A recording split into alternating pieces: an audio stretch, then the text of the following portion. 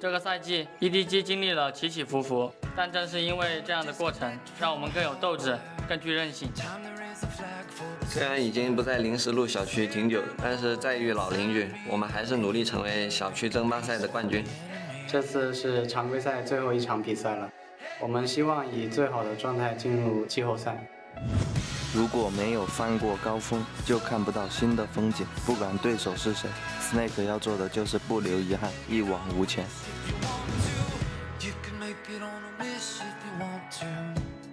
和 Snake 的下路对线，我想他们应该会感到焦虑。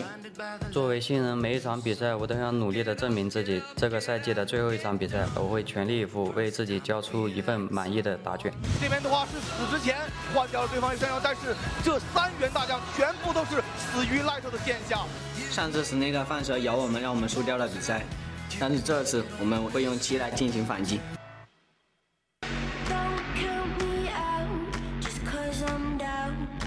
I've been down before. Fate has a way of playing games, and I've been keeping score. They tried to tell me I was lost with no mother when I actually was where I wanted. Bite off the venomous hand, fast as you can. Run for your life. Run for your life. Run for your life.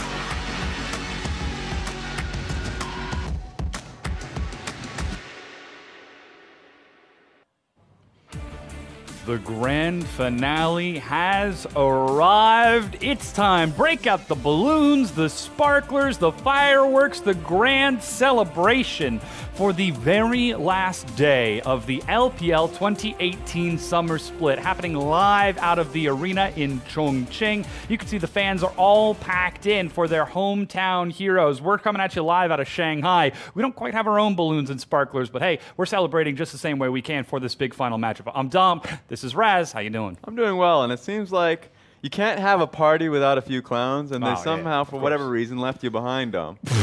What happened? I'm just kind of trying to get into this game for this next matchup, because still, there's a lot to talk about in the LPL. It's the grand finale. It's the big celebration. It had to come down to this, the very last day, and we still don't know who we're sending to playoffs. We've got a lot of standings locked down, but there are still just as many spots up left for grabs. It reminds me of university, because it always comes down to the final day. Now, 2 things you have to actually look towards. The Eastern Conference, the final spot, or at least I would say for the 2nd place. RNG going up against JD in the last match of the day to figure out who takes that 2nd place spot, who nest themselves the better bye. We'll see with the next graphic that comes through. But with the Western Conference, who gets the last spot in playoffs between Snake and FPX? Yeah, that'll be determined in our first match of the day. As you said, though, we're still going to get a chance to see JD versus RNG later on in our match of the week. That's our final game of the day. And of course, it's going to be the grand decider as we look towards that bracket of death and see how that shakes out. But that's not all that we've got going on today. Let's go ahead and bring up today's schedule, what today's games are going to be, so that you can get a full picture. As we said, starting things off, Snake versus EDG, the old neighborhood rivals of Snake taking on Edward Game and their old allies in our first matchup. Snake trying to take that spot away from FPX. But after that, we've got Rogue Warriors, who have already locked in first place, taking on Team WE, who have been eliminated from playoffs completely and are fighting just for Pride. But you're going to have a great set there just because you mentioned Pride, the Pride of Xi'an coming through. They want to send a loud message to their fan base, not only coming out with a 2-0 victory versus Snake, but coming out with a victory versus the top-seeded team in the Western Conference sends high hope for Spring Split of next year. And our final match, as you can see at the bottom, it's JD versus RNG. Again, all of these games will be happening out of Chongqing, so we won't be missing too much of the action, no matter how the schedule shakes out. But this looks to be so much fun, as JD was the first team in 2018 summer to take the victory. I apologize, that game's actually out of Beijing, so we'll be coming to that live whenever that starts. But still, JD was the first team to take a game off of RNG in their home arena, fresh off of their MSI victory. They've been the 2nd seed for a very long time throughout the split. It's just RNG catching up to them so they can grab it away from them. It's going to be in home court in Beijing, so I want to see if JD can do it once again and rob the audience blind when they're back in Beijing in the Wukesong Stadium. Yeah, what a world it would be if we get to see RNG drop 2 series against JD, this young up-and-coming roster, to try and lock that spot down and take second and avoid the bracket of death, because that's really what it's turning into. Our playoff bracket, if we were to lock it right now, is looking really dangerous for some of these teams. If you take a look at the bottom half, with EDG locked into second, they will inevitably have to seed in against Invictus Gaming. The two teams in green, JD and RNG, can still swap depending on that third match. It's a double whammy, because remember in Spring Split, RNG had to make the long road and had to face Invictus Gaming. They don't want to do that again. In fact, this is debatably a harder task going up against EDG in the meantime. So for RNG, not only do you want the extra bye, so you don't have to play in the round 1 placements, but you also just want to have an easier seeding going up against TOP or Suning, and then having to go past RW to find yourself in the finals. Of course, that will be determined on that third matchup. You can see FPX still highlighted in red because their spot has not been locked in. That will be determined in our first matchup. As FPX and Snake, they're currently very close in the standings. And here's how it all breaks down. With how the points are looking, if Snake win their series against Edward Gaming in our first matchup today, they lock in that playoff spot. It doesn't matter if it's 2-0 or a 2-1. It doesn't matter how long it takes, game time, none of that matters. If they win, they're in. Just naturally, because FPX have gone through so many 3-game series, they just have bad point differences. So it just comes down to being able to take the one victory if you're Snake. So look at the graphic. I mean, sure, FPX, it seems like they're all over. Yeah, they got 4th place locked in. Snake have ownership just because they have more series to play. 2 series in a 24-hour time span. So losing versus WE was unfortunate. Their next opponent, they need that win. And that's what we should start talking about now, because as we get closer and closer to this matchup kicking off, we're about to get into pick and ban in just a few minutes. Snake have got a lot to prove. This is their chance to get back into playoffs. This is a team that has never really succeeded in the LPL. They've made it into playoffs many, many times, but they've never made it to the top 4, the top 2, and claimed a title for themselves. They've always been the dark horses, the upset. Yesterday was their best chance to lock down their playoff spot against Team WE, but they couldn't even do that with how Team WE were performing. Because they oftentimes get overlapped by the competitors coming through because the talent is there, and oftentimes when they lose, it happens through their bottom lane.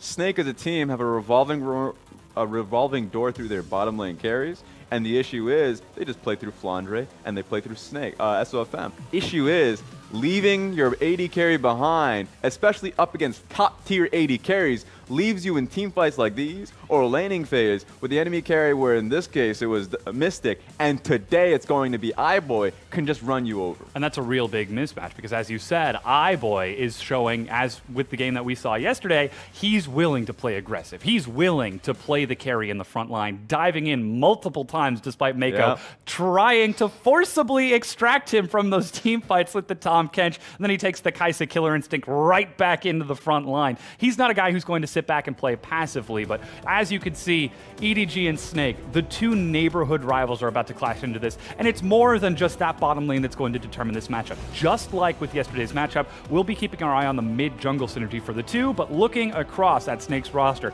it's Flandre, SOFM, Guogua, Light, and Maestro trying to lock down that 4th place, that last playoff spot. And you already mentioned Guogua. If he can support SOFM, get him the pressure that he needs so he can get them rolling early, they might have a chance against the competitors. Ray in the top lane, Clear Love, Scout, iBoy, and Mako. Going up against Scout is a difficult lane matchup for Guogua, so he has to be able to handle who is a Rise connoisseur. Oh yeah. And Scout himself. He had problems versus Shia in that matchup. He has to be able to conquer it today. We'll have to see if he can learn, or maybe he's got some unique pick to try and match back against that, because again, we call Scout the double-edged sword. Sometimes he swings true for EDG and knocks the game out of the park, but sometimes he kind of swings back and ends up taking them down. So Guogua needs to step up if he wants to try to match that, because next to Scout is Clear Love. Despite Haro playing 2 games yesterday, he didn't quite seem to be on the same page when linked up with Scout and Mako. And when Clear Love stepped in Game 3, all of those communication issues were resolved for EDG, and they looked fantastic. Yeah, the guidance is what they needed. The experience is what they got from Clear Love. And Feels like when it comes to EDG, it is a swinging pendulum for their jungle position, because if you look towards Haro, he's a great carry jungler. He provides a lot of action-packed games that you can get, and you can rely on him to be able to carry out early on in the game, but he doesn't have the experience. This is his rookie season. So a lot of the times when you're seeing the team in disarray later on in the game, as we saw them going up against FPX, it makes sense to bring in ClearLove, who may not be as fiery as Haro can be, but he will be able to calm you guys down, set up for a strong front-to-back team fight. The communication is there for ClearLove, which makes a lot of sense why they're bringing him in for today. Yeah, we'll have to see if SOFM can find a way around this, because again, if there's anyone that SOFM knows how to play against, it's his old neighborhood buddy in ClearLove. Again, way back in the day when EDG, Snake, and previously Aime, who are now Billy, were still in Shanghai, all three of them lived on the same block in the same 3 team houses, side by side, would scrim together, would order food together, would practice together. So these are players that are intimately familiar with their play styles. And SOFM, he's the kind of guy who plays around Vision and invades in the jungle. There could be an opportunity for him to try to set ClearLove back. That's why it's really fun to be able to see the neighborhood battles come back again. Because when EDG face Billy, you get some weird compositions, questionable playstyles, but it's because there's so much familiarity that they have a good read on jungle pathing. And when Snake go up against, you get to see SOFM really try and take advantage of the jungle matchup, and ClearLove try and adopt some of the champions or playstyles that SOFM has. So it's going to be really sick to just have a greater eye on the jungle matchup, because ClearLove has learned and has taken a few things out of SOFM's playbook. And so if you go towards playoffs, this is a great place to start if ClearLove wants to have a larger say in the early game. We're even seeing him start to take some more aggressive champions like Xin Zhao to set up for the team fights for EDG. He doesn't use them as a carry champion, but uses them as that team fighting front to back that brings so much safety and assurance towards Team EDG. So we'll see what they decide to take as we enter into this pick and ban, and Snake are actually going to be the ones who throw down that jungle gauntlet, banning away the Olaf. We were expecting SOFM to try to take that, to invade and bully out ClearLove, but with that jungle ban, it looks like even EDG are saying, no, we're going to stick to our own jungle. You're going to do the same thing. That means Kindred is going to be so high in priority. I expected the Olaf to be picked up, as you already mentioned. Usually, in the past, metas come through, and SOFM will pick his jungle early on. This time around, not going to be the case, and just yesterday, he got frustrated going up against Pepper and not really having the early jungle impact that he would have wanted. Now, knowing that he's potentially going up against a Gragas, Kindred has to be in the backside of his mind, and I wonder if they're going to have the necessary engage, knowing that it's going to be the AD carry jungler. Yeah, we've seen a very early Varus priority towards light EDG. No surprise, they're showing us a very strong team fight composition. Gragas locked in for their team. We've seen Ray take it in the top lane. It's very strong. It's flexed. Mako also took it during Asian games in the bottom lane. Surely he's been practicing that with Uzi as well. So we'll see whether or not that Gragas ends up getting flexed, but now Snake get a response. Very intelligent for EDG, because as you mentioned, the Gragas can go in either ClearLove or Ray's pocket. They just value the champion, and they've structured the bans, the pick and bans, to force Snake to pick up the Kindred. If they pick up Kindred, then guess what? Xayah Feathers are just waiting for the Kindred ultimate to go down. You have the Gragas ulti to just bop everybody out of the ultimate themselves. So the strategy is very clear for EDG.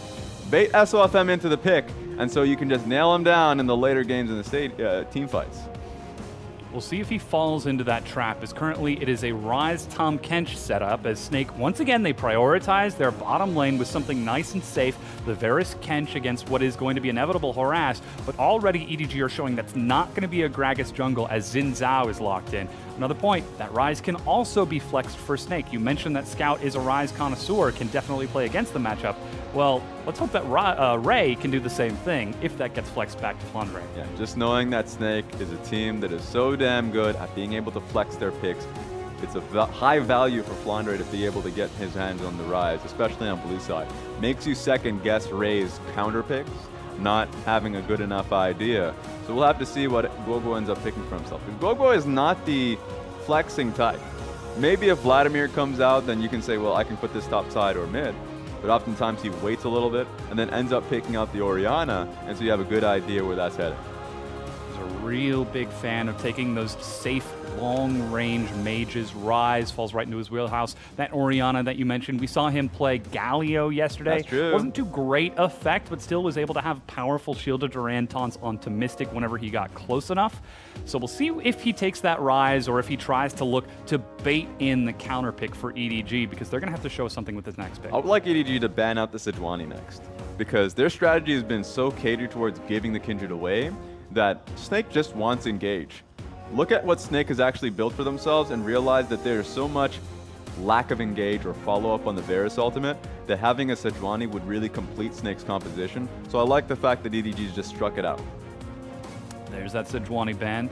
Now we're looking at the Syndra ban towards Scout. It's so good at assassinating a target. Yesterday we saw, I believe it was the Luden's Echo Spellbinder second for Syndra, which is push 2 buttons. You activate Spellbinder, then you press R on the AD carry, and they end up getting deleted. Yeah.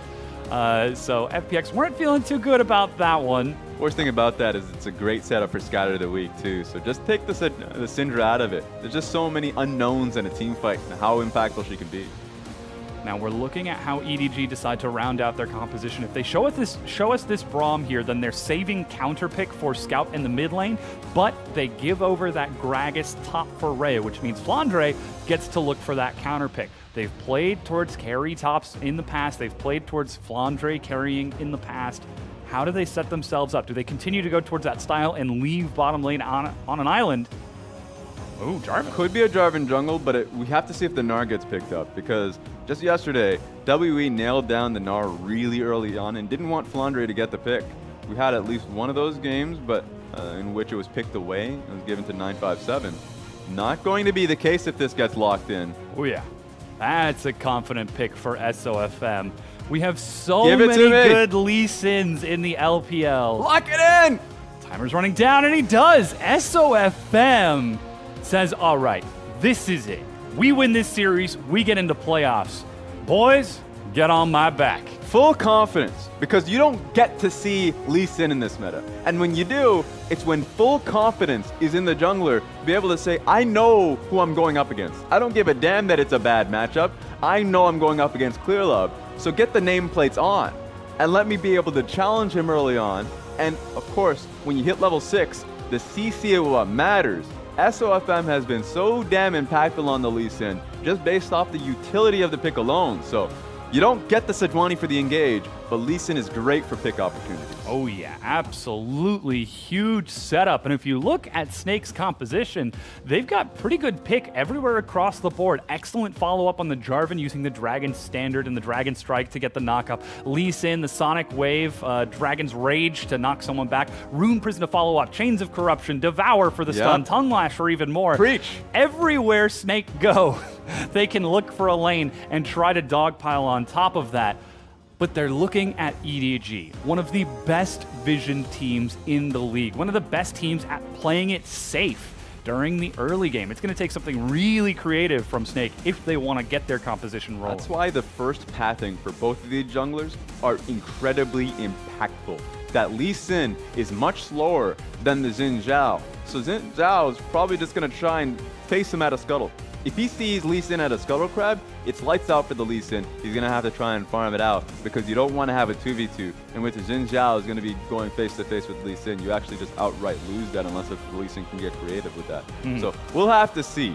It all comes down to how smart the IQ of Clearlove in the early portions of this game, and if you can nail down where SOFM is. And these two players so very familiar with each other with their pathings. We even got to see the jungle pathing evolve yesterday between EDG and FPX over the duration of that series, and Snake mimicking that exact same pathing style in their set just afterwards. So we could very well see something creative in this matchup. We've got ourselves that carry Lee Sin from SOFM. It's not going to be from damage, but it's going to be from setup towards his carries.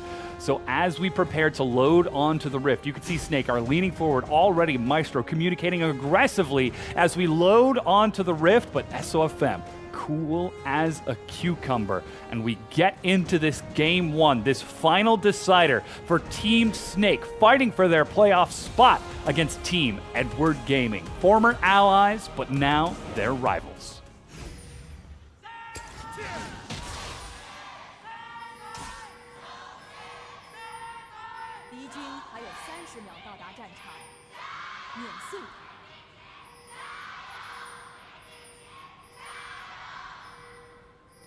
I'm telling you, the Chongqing crowd are facing perpetual invasion for the Xi'an crowd and just the Edward Gaming swarm. So they're always going to be having a fight. On the Rift is 1 point, but also just the fans having at it. Light, watch out! Ooh, caught by the Winter's Bite. Steel chair. He's got some passive regeneration, starting with the Dorian Shield, so he should be fine to heal up. We could see Guoguo's hanging out in the river as SOFM is actually holding his ground in the mid lane, and a defensive ward placed by EDG to scout for any invades. Some rapid pings. Yeah, so much constant communication. SOFM even dropping the bring it on emote in the mid lane against Scout. He knows that this is the decider, this is the match, and he is ready to rise to the occasion. It's going to be a red start from both of our junglers. Leash given over by Team Snake to springboard SOFM forward, whereas Clearlove gets his own leash from Ray. So you got to wonder what Clearlove's going to end up doing in his pathing. Usually if you do start on your red side, you just go for a full clear and you head towards your Krug camp. It might not be viable when you know that Lee Sin's trying to go for something himself. That being said, actually, surprisingly enough, Lee Sin is going for a Krugs of his own. So he's not going to go for his Raptors. That's the point that he'll stop at, because he just takes a lot of damage. Doesn't have the sustain that a Xin Zhao would necessarily have.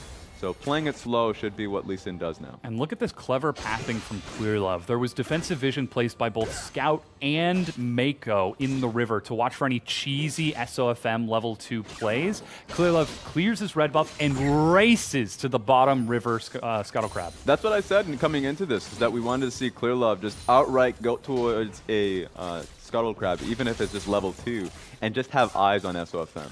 He's failed in that regard because he's got the Scuttle Crab, sure, and there's a lot of vision out there, but he still doesn't know where that Lee Sin is.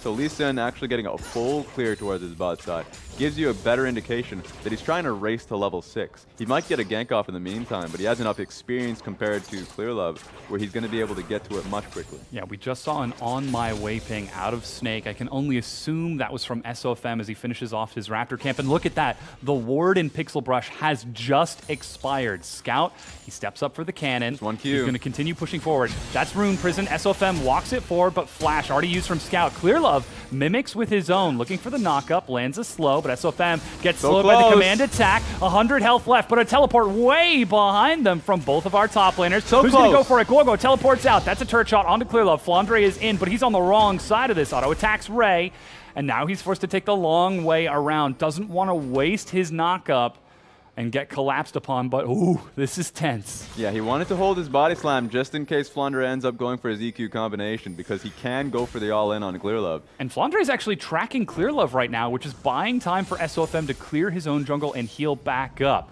Guoguo teleported back into the mid lane and got himself a recall off of this as Flandre is continuing to put the pressure on.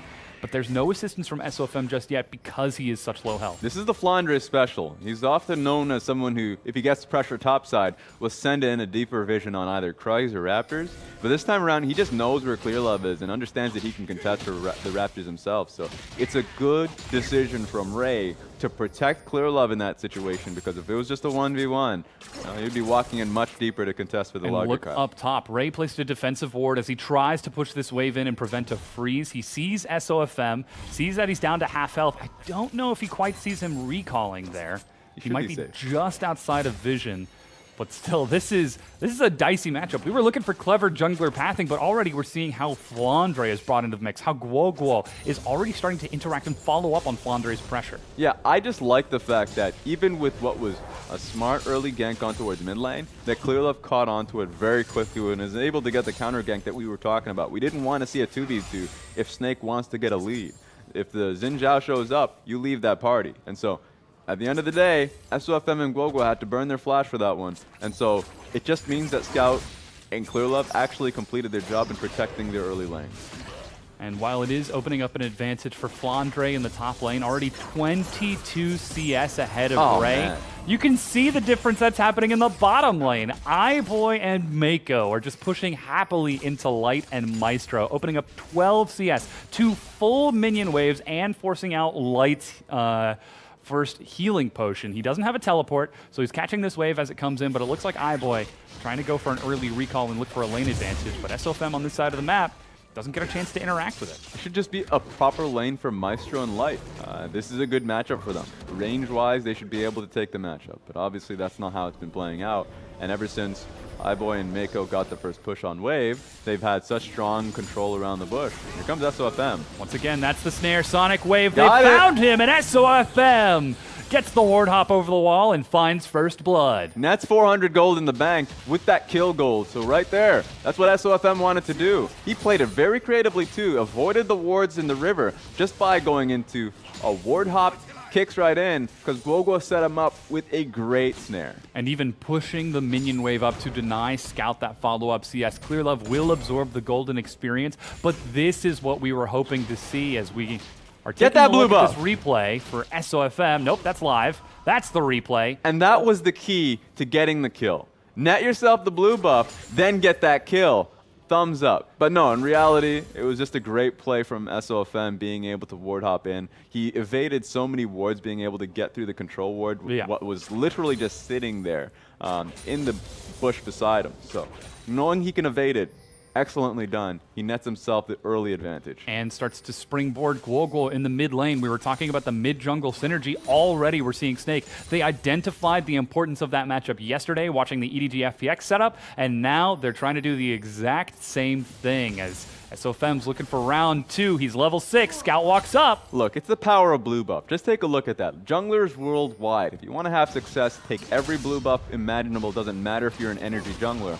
This is what we're looking for, the level advantage that SOFM has. Level 6 over Clearlove's level 5. Clearlove trying to pull Scout there, but the wave already pushed in by Guoguo. He collapses. Clearlove is just trying to take the Raptor camp now, but SOFM, this is the one place that he would be above all others, and invading the camp. Now Shockwave is ready for Scout. Guoguo lands the snare. That's going to be a cleanse. Shockwave pulls him in, but they still get the Dragon Rage execution. Realm Warp, SOFM over the wall, and he's going to smite to heal himself up on the Raptor camp. Oh, Clearlove with no flash cannot follow either of those targets. Just not expecting the damage that Lee Sin has here. Has level 6 and has double longsword. You have to respect him. Didn't come through clear. I mean, Scout thought he could dodge out on both of them. They're still looking for the dive. They land the damage. Sonic Wave at SOFM outside of the turret, plus the red buff walks away. Now iBoy is set to collapse. Guoguo nearly has his flash back up, but Flandre's here to support this. He's gotten push pressure, but clearing out this ward shows that he's here and dissuades EDG from collapsing. And Snake, off the back of SOFM camping the mid lane, have completely shut down Scout and Clearlove. Look, SOFM is the king of Vietnam. He came in with that Lee Sin. That's what he was known for. And so when you look towards our Lee Sin players in the LPL, he is a natural addition, and what makes you really just enjoy the play that he has. So strong early game from SOFM. You could see what he wanted to achieve in this game compared to what happened yesterday. He wanted to have the impact early on. He's able to do that with his pick. And we're seeing a massive advantage not only in that mid and jungle, but also converting to Flandre up top. 30 CS ahead for Snake. And still, we've got to look at that bottom lane as we take stock of the entire matchup and get towards this 10-minute mark. iBoy is still opening up an advantage over Light and Maestro. Snake, they haven't changed their style. They haven't changed the recipe. They're still leaving Light and Maestro out to dry on that complete island on the bottom half of the map. And certainly the Ryze and the Jarvan and the Lee Sin are going to do great work in the mid game and in teamfights later on. But you have to have the follow-up damage from Varus, especially when you're looking across from a Xayah Braum that can land stuns and survive for so long. So just free him, honestly. There are two ways to do that. Either go for a topside dive that you have the Jarvan with, so I mean, as long as you can go for that dive immediately, of course EDG is going to respond and try and dive bottom lane. That's a trade that you end up making. Or to your point, I mean, level 6 on Light, that's engaged right there. You can look to try and play around bottom lane from this point forward. Either way, SOFM has to start moving, because the last thing he wants, looking back to what happened, the failures of yesterday, is not act. Stall out, decisions not being made, is one of the major mistakes they can have in this series. Well, so far it seems like he's acting very happily as he invades Clearlove's Krug camp. Light is stepping up, but Clearlove is thinking about a gank down bottom. I don't know if he thinks he's been spotted or not. He wasn't, but still decides to play it safe, look for that Scuttle Crab, and then turn over to the Dragon, as they did spot, again, SOFM on the other side of the map. So still, EDG happy to take whatever concessions are left open to them on the bottom lane. And Clearlove just recognizes that he's not going to be contested on this Cloud Dragon just because they had eyes on Lee Sin topside. So he's going for the Cloud, but he has to get a better decision because the moment SOFM and Guoguo are seen here. That's the Realm Warp. Ray drops the barrel for a slow. Good Comet slows it down even further. Dragon is taken, and now it looks like Team Snake are rushing for the top tier 1. Two options for Clearlove is either to go for a dive bottom lane, know that Tahm Kench is with the Varus under tower, or try and push mid for that mid lane tower. Not acting fast enough is just an outright advantage here for SOFM in the top lane. Guoguo nearly has his own teleport, so he should be able to try and defend that mid lane or even a potential dive bottom, but it ends up defusing. Ray steps forward, is able to negotiate the vision safely and get a ward onto the Rift Herald. This is a safe play that Snake have done so many times, the 10-minute Rift Herald take on that top half of the map. Yeah, just 2 steps ahead is what Ray is. Ray understanding that the next advantage is going to be Rift Herald, so the moment you get eyes on SOFM, and hell, if Flandre comes out and helps, it gives an idea for EDG when their windows are available. And take a look at that gold difference in the jungle. Oh, no. 2,000 gold ahead for SOFM. Another 1,000 gold lead for Flandre, who's Watch thinking out, of a Scout. dive onto Scout. Even SOFM's ready to ward hop over the wall. There he goes. That's the Cataclysm. A Thumbs quick up. flash, and Flandre says, "Hey, good reaction. You got out this time." Good job. All right, I'll give you that one. Nice flash. That's the pressure conversion that we're seeing. Now already SOFM is pinging onto that Rift Herald, still ignoring the bottom lane, but look at how safe Light and Maestro are playing it down here. They're not stepping up. They saw that iBoy and Mako were missing, and even though it was a cannon wave, they still sacrificed a handful of CS just to eliminate any risk that the Xayah Braum would step up and ult them. And just look at what is happening in the bottom lane in terms of if they do get dived. Because there's not any sticking power coming out of Xin Zhao, Braum composition. Like both of them, if they were to get on towards Mountain Member, that they would have to lay down a few autos before they can actually get the stun. And even then, Maestro has perfect timing. He's gone in towards the Inspiration Tree naturally, so he's going to be able to stopwatch and then flash. So this time around, even just holding on to both flash and exhaust, he is as safe as you can be. Now Mako and iBoy are trying to step up and clear out some of this vision on the bottom half so they can continue to snowball this advantage they've accrued during the laning phase. Snake are trying to trade that on the top lane by looking for this Rift Herald, but Mako and iBoy are being pulled up in rotation to match it. There are 5 members of EDG here, and only 4 from Snake. Light's about to show himself, pushing to the bottom tier 1. He's pulling the attention of iBoy. As long as he can pull iBoy over, you can see what Varus ends up doing. Now, he's going to take this time to auto the tower. The other option was for him to move up and try and pressure mid lane himself. A few teams would actually utilize that rather than lay a few more autos there. We'll see. You can see SOFM immediately moving now, knowing that iBoy is committed to the bot side of the map. There is so much vision control from EDG that Light's forced to pull back early, but SOFM, preps himself with the ward kick, lands the Sonic Wave, but a cast knocks him sideways. Rift Herald wants to get in on the action, but Clearlove resets it. Guoguo with the Realm Warp over the wall. He's found Clearlove, but a flash away. Remember, Ray used his earlier. Cataclysm catches him, and Ray will go down. Guoguo finds the kill. 4-0, Snake in the lead. Just so much sticking power. The best we've seen from Snake is when Flandre has the power on either Jarvan or Camille. He's net himself to Jarvan, and so when he plays the team fight, he's dishing out the damage, and he knows when you can actually look to empower his own team. So Cataclysm is currently being used for damage, but as the game goes on, he's definitely going to be such a sticking power with the CC, the barrier that it ends up having. So take a look at this. They're just following through because they know that Guoguo is coming in. And so they just chose their target. They can either go for Clearlove, but they have an idea that Clearlove has his own flash, or Ray, who's been actually just sticking his head out for so long and doesn't have his summoners available. And all of this complete focus on the top lane has opened a 48 CS advantage for Flandre, and now the Rift Herald, not to mention first brick being split amongst SOFM and Flandre. So still, we're seeing these huge investments placed by Snake. But slowly but surely, they're giving up ground on the bottom half. Eventually, that's going to spill over as wave after wave crashes in. Next cannon wave might be the one to do it, especially with Clearlove hanging out down here and dropping ping after ping. This might be a good reenactment of the Alamo in the bottom lane. Remember the sacrifice. Yeah, because they're just trying to wait They don't know if this wave is going to be the last wave that they hold on to, but they're just trying to buy as much time because right now SOFM, Guoguo, and Flandre are accelerating the game and are forcing Clearlove to act. He's looking towards bottom lane. They have good vision towards bottom lane, but Clearlove's recognizing that at the moment he shows his face there, that Snake are going to move towards mid lane, and Scout's going to be the first target. They're still trying to hold their ground, but Clearlove, he's going to have to try and open this game up. As you said, Snake are forcing this pressure, constantly pushing top and using that rotation mid. So here's the problem he has to face. If he goes bottom lane, you're already wasting time. Second one, Maestro and Light have both summoners, so if you go in for this fight, they're not even using sums in the 2v2. Ooh, that was Eyeboy. Chains of Corruption from Light landing and hitting Eyeboy. Mako's able to get the save by bringing up the door, and Eyeboy's still holding his ground, but here comes Clearlove. He's looking for Maestro. Knock up and stun are staggered. Whoa! Eyeboy survives, but he should not have. Takes to the skies to dodge the arrow, but here's SOFM. He's got the flash. He's got himself a Chilling Smite, but doesn't quite land it. Clearlove is the first target, tries to deliver him through. Even Flandre gets in on the action, and SOFM with a Ward Hop Smite finally locks it down. 7-1 for Snake. King SOFM. 5-0-2, and he was trying to line him up. You can tell he's a pool player, that he loves himself some billiards. Set up the angles. He tried to get the kill and realized, I'm just going to ward hop and try and net it. So already look towards Lee Sin because he's walking towards the bottom lane, has a good understanding that's where Clearlove was.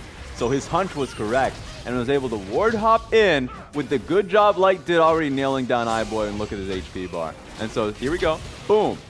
Of course, unfortunately, Clearlove didn't travel far enough, so SOFM had to clean it up himself. In the bottom left-hand corner, you could see there was a skirmish going on between Guoguo and Scout. Guoguo dropped the Rift Herald in the mid lane to keep Scout busy, traded his own health with Scouts to push for damage on the turret. He didn't end up taking it, but he bought enough time for the bottom tier 1 clear on the back of that play and the Cloud Dragon pickup from Snake that we just saw. So still, Snake are relentless in this constant pressure. All 3 lanes pushing and trying to take an advantage, as now this will start to equalize the gold, and as a matter of fact, gets Light ahead of Eyeboy in gold by about 300-400.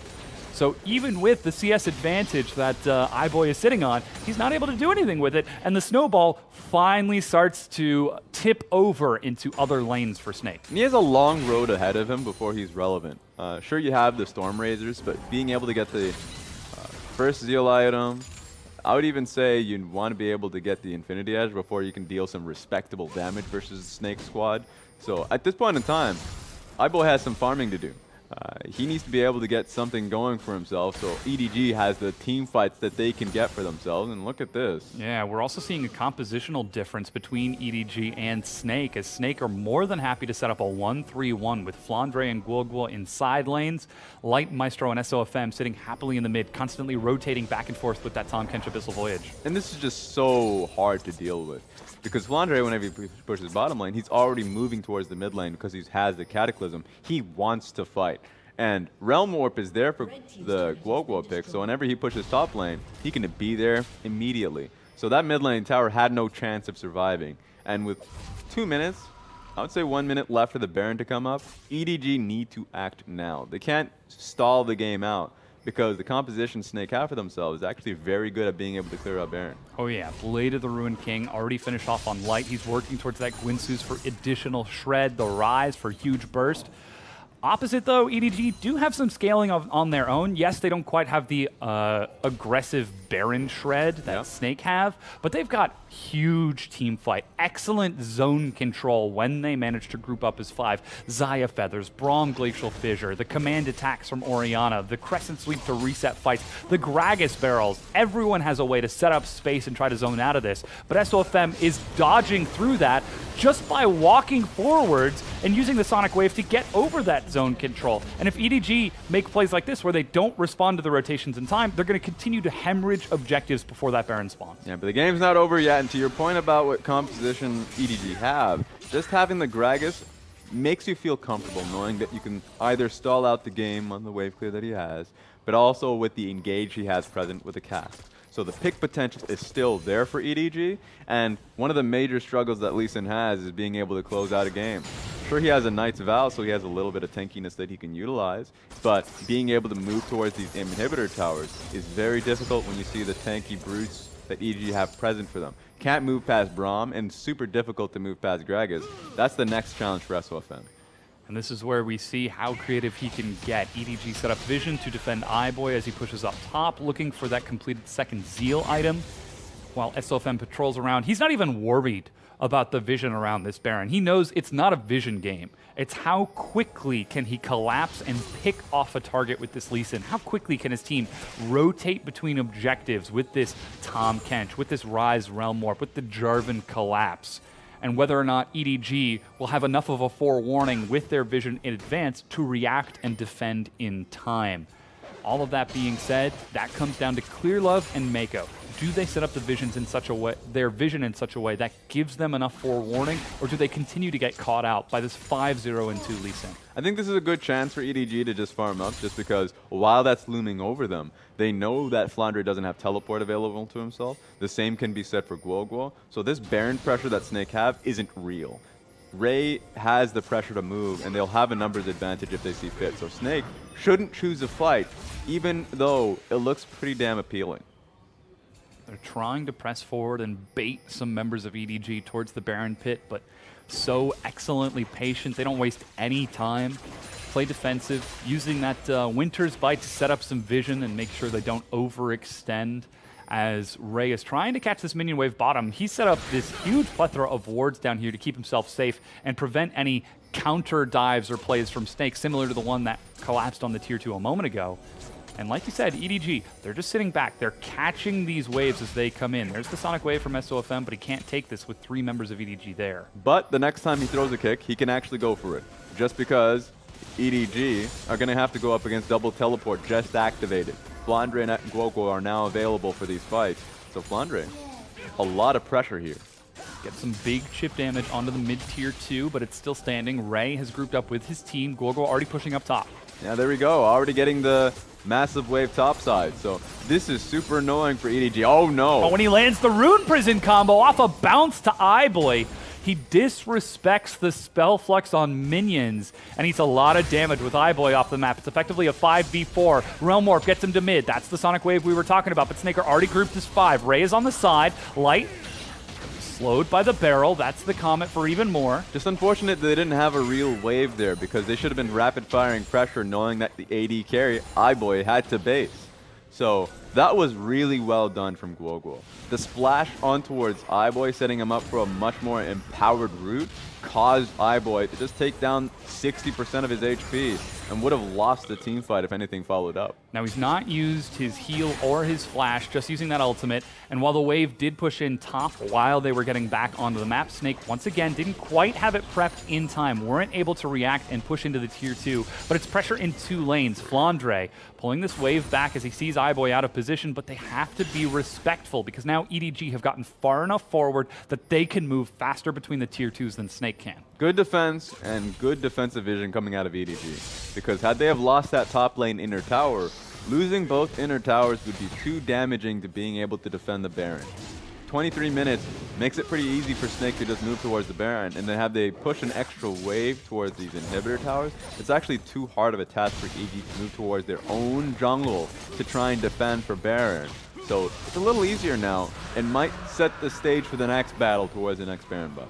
Now is the next dragon going to spawn? The last elemental dragon of the game is that Cloud. Snake picked themselves up a mountain. Their already powerful Baron Shred has just become even stronger, and this chip damage that they've gotten on the turrets over the past few waves also becomes a little bit stronger if they continue to get this chip. So EDG, slowly but surely, they're running out of time to make mistakes and take these chances. But now they've set up a trap with Mako. Control ward over the wall spots him. He's trying to feign a bait. He pulls iBoy towards it. This is probably the best chance for Snake to look for a fight. I understand that Ray is primed and ready, but the items are really online here. So Guoguo finishing up his Seraphs, completed, it's fully stacked. Stopwatches are there for Light and Maestro if they were to be challenged.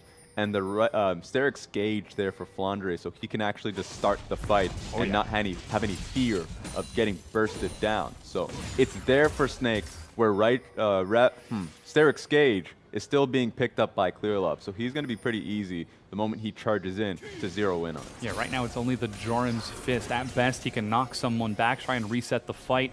and then turn around and run and hope he survives long enough to make it back to his team.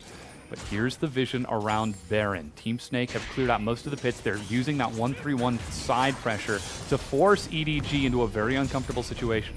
And Snake have to be really precise with the vision control that they have here. Because having a Lee Sin on your team is great, but that means that Maestro is going to have full ownership of clearing out wards.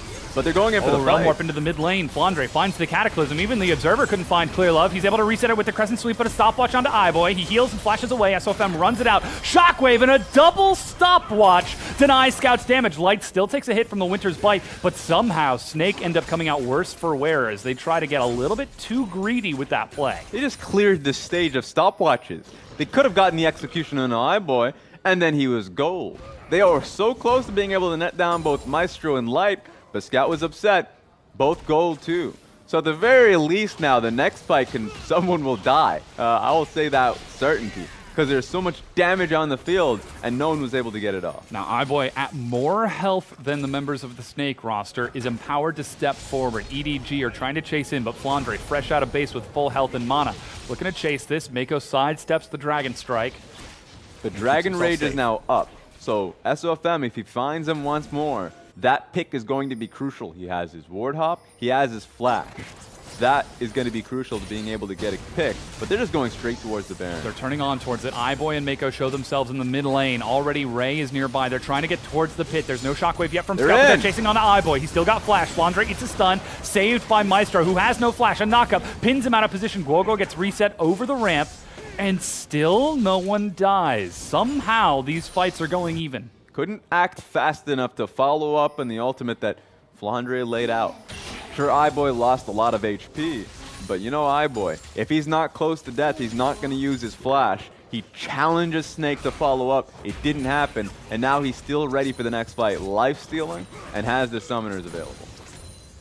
Trying to heal himself back up as red buff is prepped over for Light. He makes his way back into the mid lane. BF Sword now picked up along with those Ninja Tabby. And this game is getting real close. If EDG are able to turn around and win a fight pretty handedly over Snake, death timers are getting pretty big. EDG might be the ones who end up taking the Baron. Flatly put, the fact that this game is stalling out is excellent for EDG. 306 CS on iBoy at this point. He is so close to getting Infinity Edge, just picked up both of his recipes, so just on his last back got the BF Sword.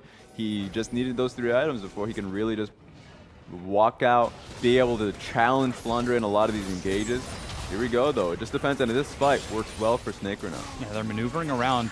EDG just saw Snake bottom, and they look and see Flandre. Maestro gets caught by the Shockwave teleport, but already Maestro is dead. Clear Love is going to get that kill, but teleport completed. Flandre kites it out, fresh out of base. Cataclysm finds free, a Crescent Sweep and a cast. Reset the front line. No Shockwave from Scout, but Flandre caught by the snare. iBoy firing over the wall. EDG have got the range. They've got the high ground. Another Demacian standard forces EDG back, and there's the lifesteal you were talking about from iBoy. There are just no clear targets for Snake. Finally, when Jarvan joins the fight, losing Maestro at the get-go, they couldn't find anybody. The Crescent Strike coming through. Over the wall, knock up onto iBoy. He almost gets the burst, but iBoy's still alive. He's somehow kiting it out. SOFM gets the kill, and look at that, a double kill. EDG are destroyed. It's a double-double going over to both Light and SOFM. Somehow over the wall, they're able to find EDG out of position and rushing onto the Baron. iBoy got eviscerated. Did not see his life go down that quickly because Flandre come in. Of course, the flank going through from SOFM, perfectly timed, and they're able to get so much off the board for it. Ray survives to defend his inhibitor turret, but the top tier 2 is about to go down. And here it is, Flandre hitting the one target he needed to. It feels like 100-0. It feels like he didn't need the extra help from his team. But they got it. It was overkill. They were able to rout the rest of them. Gragas, the only survivor. And that's where EDG panicked. Trying to keep iBoy alive, they leave themselves defenseless to Guoguo, who has now picked up the Morellos and the Spellbinder. He walks up, unleashes a huge spell flux onto Scout, and then overcharges it across Scout, Clear Love, and Mako to pick up those kills. And somehow now Snake find themselves securely in the driver's seat, 13,000 gold ahead of Edward Gaming, the second place team in their conference. They have taken fate into their own hands, and they are looking to close out this game 1 in a confident fashion. And that is the type of fight that you look back on and say that's game ending. Because losing that fight, losing the Baron to follow, which they've been dancing pretty easily around, had they had tapered that off, slowed it down, Infinity Edge would have been picked up by iBoy. They would have been super ready for the next fight. Scout flashing in to send out his ultimate would have been really easily followed up on. So for EDG, they had a great window when Flandre wasn't there. But when he joined up and the follow-up fight come through, then honestly, EDG are going to be looking back at it and wondering how it went so wrong. Yeah, I mean, Flandre has Flame Horizon Ray. The middle inhibitor turret goes down at about the same time that Flandre is pushing bottom. This 1-3-1 is unstoppable. SOFM just standing his ground to apply Baron to the minion. And look at that piercing arrow onto iBoy. That was with reduced damage as it did hit Clearlove in the front. Guogua finishes off the top inhibitor turret, is breaking it down, finishes off the inhibitor mid, and EDG are just giving up ground all across the board. They cannot match this multi-lane pressure from Snake. And there's way too much happening, and the minions are just way too empowered at this point. It just means that the line has to get drawn towards the Nexus towers. Ray has to start the fight. Either him or maybe Oriana gets an excellent ultimate. Someone needs to start this one. With Baroned up cannons firing onto the Nexus turrets, EDG, they've got to act, and they've got to act now. They're running out of time. It's only 2 attacks. Flandre forces the fight. He's found Scout. Shockwave flings him back in. He shields himself, but the Nexus turret goes down. Clearlove on the front line, going toe-to-toe against Gorgor, will die as SOFM gets it. Sonic Wave onto iBoy. The turret falls. He's running back to the fountain, but the Nexus is burned down, and Snake take game 1. A single victory stands between Snake and playoffs. 2 factors: familiarity and just that hard lesson of what happened yesterday. They knew they needed to fire early. They needed to fight hard. SOFM had his option. He locked in the Lee Sin, and he styled. I'd be so surprised if he doesn't come out of game 1 with the MVP. And no hesitation from Snake to step up and head backstage, not even checking the damage graphs because that doesn't matter in this game. It's all about the Nexus. It's all about how they played as a team to collectively pull Edward Gaming apart and nullify each and every single one of their strengths. That's a pretty smooth graph, as you can see. The only stalling factor was then EDG played it well around red side jungle, being able to stall it out for their items. But Snake, the moment they found that window of opportunity is when they struck. Really well done around mid lane. I think, even though I mentioned SOFM had a star performance, I wouldn't be mad if Flandre gets it too.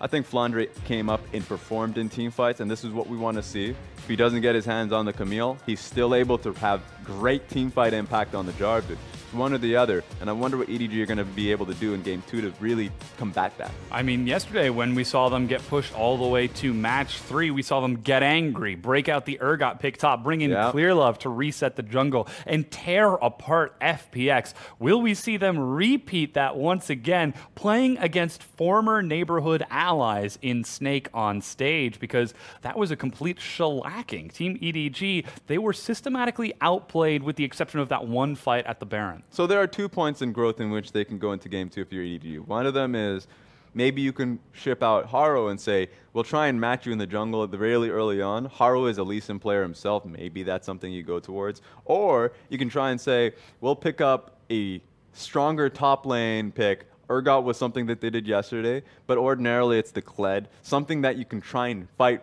toe-to-toe with Flandre in the top side. Yeah. That's an option EDG can go towards. We'll see what that's going to be. We've got a quick replay for you to show how that game ended up going. Again, Snake were just non-stop action all across the map, constantly pushing in time after time. This was an opportunity for EDG to try to pick up some kills. But remember, iBoy doesn't have any HP. I was surprised he was able to survive the hail of arrows. And then look towards Lee Sin. SOFM came in hot, came in quickly, and that was the deciding factor. Already had a lot of kills to his name at that point, and was able to just snowball it even further.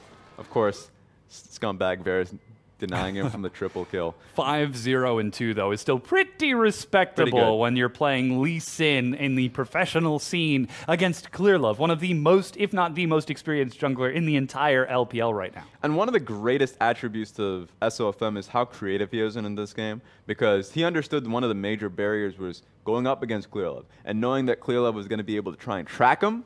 And he did, honestly, got the Scuttlecraft early on, and just try and find him and nullify the 2v2 anytime Lee Sin found his face towards mid lane. But the one time he couldn't, was when he ward hopped in towards the lane to close the distance by evading the wards that Scout had really laid out for him. So good job to SOFM being able to evade the wards that he had an idea that were there. Yeah, and we've got another replay for you of a team fight in that mid lane to show how that snowball continued to roll out. This was the big pop over the wall. Flandre, how does he find iBoy?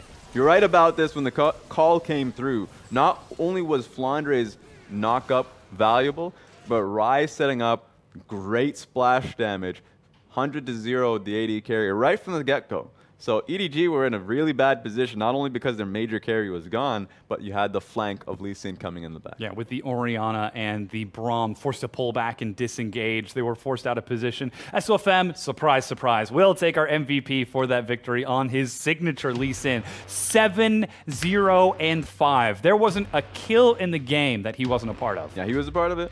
All of it. 20% damage taken because he was just in the thick of things. You don't get to see a lot of the 19% damage percentage. I know his damage percentage throughout the split is a little bit bonkers because they've gone through a lot of gold funneling, but you get to see and really respect his style when he's on the field, and he can be able to get acts like these on the Lee Sin. Style of me gets the chance to bring it out against Edward Gaming. But has he angered the bear? Has he woken the dragon? Will we see the fury of the winningest team in the LPL? Or will EDG once again fall prey to Snake? Because they are fighting for their season lives right here. If they lose their next 2 games, they are out until 2019. And so for Snake, they're definitely going to keep that fire alive. Oh, yeah. That drive is going to be there. It's going to be on EDG to match them. And it should be able to be matched. I know a lot of the times you get to the final day, and teams that have locked themselves in this case it's going to be EDG locking themselves into second place, they try and take a bit of a relaxation period knowing that playoffs is on the horizon, but it doesn't happen for EDG. EDG is a team that continues to keep driving because they know at the very least when they're in Chongqing that their fans are still there cheering for them. And the organization are watching their recent games and they ain't pleased. Yeah. So EDG needs to be able to come in strong regardless of the impact that it has on the standings. Well, we'll have to see if they can recover. They've got only a few more chances left to do that. We're going to go and take a quick break while we get ready for Game 2. Don't go anywhere. The LPL will be right back. 请重庆的召唤师们继续带给Snake力量，雄起！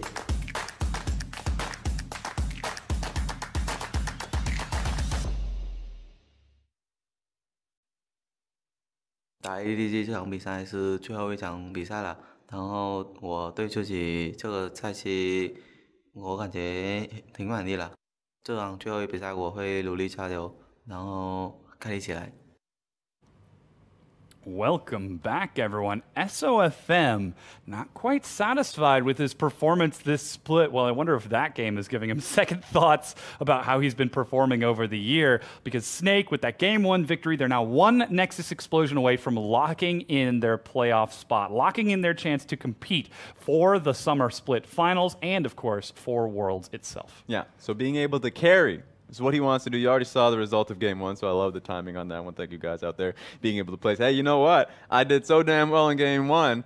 What will we see in Game 2? Yeah. Remember, it's a best of 3. It's a regular season, so it really just gets decided if Snake come out and have another punch here in Game 2. Yeah, and it should be noted, as we just heard from our production side, thank you guys so much for this stat, the winner of this game, or I suppose the winner between Snake and FPX for that 4th place spot, will be in the same side of the bracket against Edward Gaming later on. Of course, they'll have to play against the loser of the JD RNG set to advance. So you have to imagine Edward Gaming looking at Snake after that Game 1, and looking at FPX, who they already beat yesterday. It's very clear who they want to try to face if one of those teams do advance, and that's FPX, which would have to mean EDG win this series here, eliminate Snake, because then they have that comfort of knowing they can beat FPX. Just remember that they would have to go their first round through their first round competitors, which would likely be either RNG or JDG. Yes. So if you can do that, then one of the funniest things about these sets that you have this close to the playoffs is that there's not a lot of time to practice a new strategy.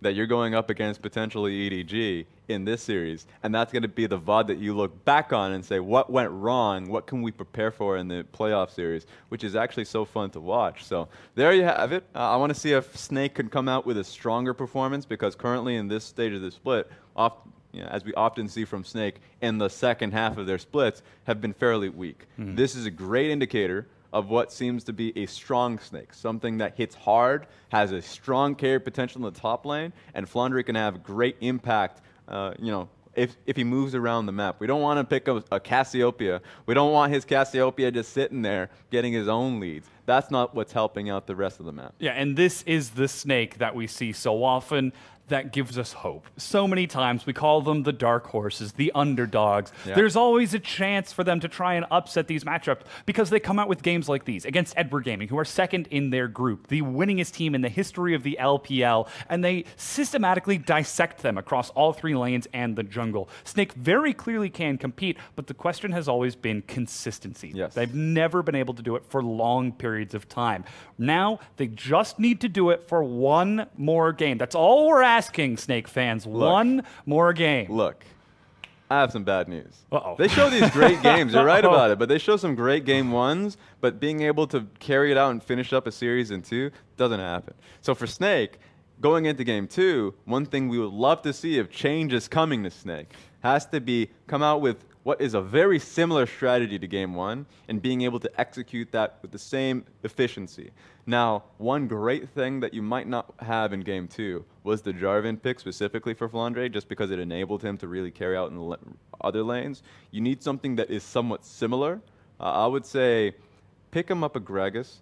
Gragas has great damage early on in the game, and while still has some poor matchups, you can actually be able to get him out of his lane, have some great engages in the mid stage of the game, and really empower him. Flandre, who helps out the rest of the map. I would love to see Flandre on a bruiser, carry, engage champion. Yeah, we saw him attempt to take this style yesterday against Team WE with the Cassiopeia and the Rise. Didn't quite work out in either of those games because 957, again, he's one of the best top laners at absorbing pressure. But against someone like Ray, who's very good at absorbing pressure, didn't quite hold the fort all the way. Even though he only gave up a single kill, that was enough to snowball Flandre that lane advantage, that CS advantage, that Rift Herald advantage, and then flooding into those extra lanes. So it's not a new strategy from Snake. This is the same thing that they tried yesterday, but it looks completely different when you've got SOFM on something that can empower those lanes as opposed to farming for himself or playing for the late game on the Trundle and Kindred. A safe assumption will be that SOFM won't come into this game with 3 kills that early on. So that's a very safe assumption to make, but I'm not too sure if he's going to be taking a few steps back having that assumption. Because if he comes in, let's say even, and he picks a Lee Sin again, or maybe he picks a Sejuani, he doesn't get banned in second phase, then once he hits 6, he is still going to fight. And that's what you have having as an expectation. So for Clear Love, going up against SOFM, you need to see him try and be a lot more aggressive, more willing to take fights around the bottom lane if you don't have anything topside. There were a few times where Clear Love this game was actually bouncing between bot and mid, unsure of what decision to make. Yeah, and we always say that Clear Love, he's got 2 sides, light Clear Love and dark Clear Love. Light Clear Love, the one who jungles, plays it patient, plays for the team fights, and dark Clear Love, the assassin, the fighter, the one who will invade into your jungle and kill you countless times. We haven't seen dark Clear Love at all in 2018. As EDG go into playoffs, is now the time that they show us that they've got this card prepped and ready, or do they instead continue to stick to the same style, play that patient Clear Love, that team fight Clear Love, and instead just try to focus on having those stronger lanes and allow SOFM to roam wild? See, I have faith in Dark Clear Love. I have faith that he can bring it out, and I think SOFM is understanding that too. No Olaf available, and I think that's a shared champion between both of them that you get to see the most aggressive Clear Love throughout the split. I think one of the greatest adaptations Clear Love has made in the past year is pick up the Olaf from MLXG, the build that came through with the Black Cleaver involved, so he can actually, when he does net his early advantages, can just keep going. Yeah. And so if he's going up against SOFM and he ends up picking up that Olaf, I expect that Dark Clear Love. Yeah, that pick priority is so important. Snake in their past few games have been saving Clear Love to the second round of the draft. They did it with the last pick Lee Sin today, just yesterday. They did it with a second to last Trundle and then a last pick Kindred for them against Team W in their 2 matchups. So still Team Snake, they have been holding on to SOFM, knowing that he has such a massive champion pool, and perhaps focusing on getting an early priority towards a safe bottom lane for Light and Maestro. to make sure that they are safe. So we'll see what these jungle matchups are going to be, because now it looks like Snake find themselves on red side with counterpick down there. But already we've got the Camille Trundle banned away, so there's your top lane Camille taken away, Raz. Jarvan is still there, but remember Ray's a good Jarvan player as well. And usually I would have to, a good indicator of how loud your bottom lane is in discussions are if Tahm Kench ends up getting banned or picked away. This time around, EDG can pick up the Tahm Kench themselves, knowing that Rakan is actually banned out. So I would expect them to have that priority now that they've got the opportunity. EDG with this blue side. Let's see DK if or we go Varus. for a first pick Tahm Kench. That's the one. There we go. Very early bottom lane pick. And I guess that answers your question, Raz. Not that it really was a question because it's EDG. How loud are iBoy and Mako? Very. It turns out Varus is again the pickup for Light, safe lane down in the bottom, but he won't have the assistance of a Tahm Kench for that laning When phase. your dual lane has been thrashing Light Boy, exactly. Light and Maestro for the entirety of the laning phase and nothing lands, in fact can't even force them to use summoners just because Tahm Kench exists in the game, then you're going to be coming to your coach with an idea. So this time ends up picking it away. Kai'Sa and the Tahm Kench, I think, are a great duo. Protects the Kai'Sa for later team fights, but also just in the early laning phase. If the snowball starts rolling, then Tahm Kench has some great battle damage for himself, and Kai'Sa is just great for snowballing. Yeah, and it looks like we could see a snowball in this matchup. Actually, multiple snowballs, as Zoe locked in for EDG Scout in the mid lane. A huge champion for this guy. Guoguo, he's been struggling in almost all of the mid lane matchups that we've seen. He's going to try to take the counter pick, the high risk, high reward LeBlanc to deal with it. Guoguo on an assassin. I mean, it's always, sometimes he picks up the LeBlanc for the matchups, but it always comes down as a real test to his confidence on the picks. Once he gets an early laning phase kill or advantage, this is a good matchup for him. You need to see him roam really early on. Now, Snake with a LeBlanc, they're comfortable with it. They have Zatai in the past. They know how to work around with an assassin mid lane. It just matters if Guoguo is willing to play it with efficiency. We'll see how that mid lane matchup goes out. We're, again, holding on to the jungle pick for Snake.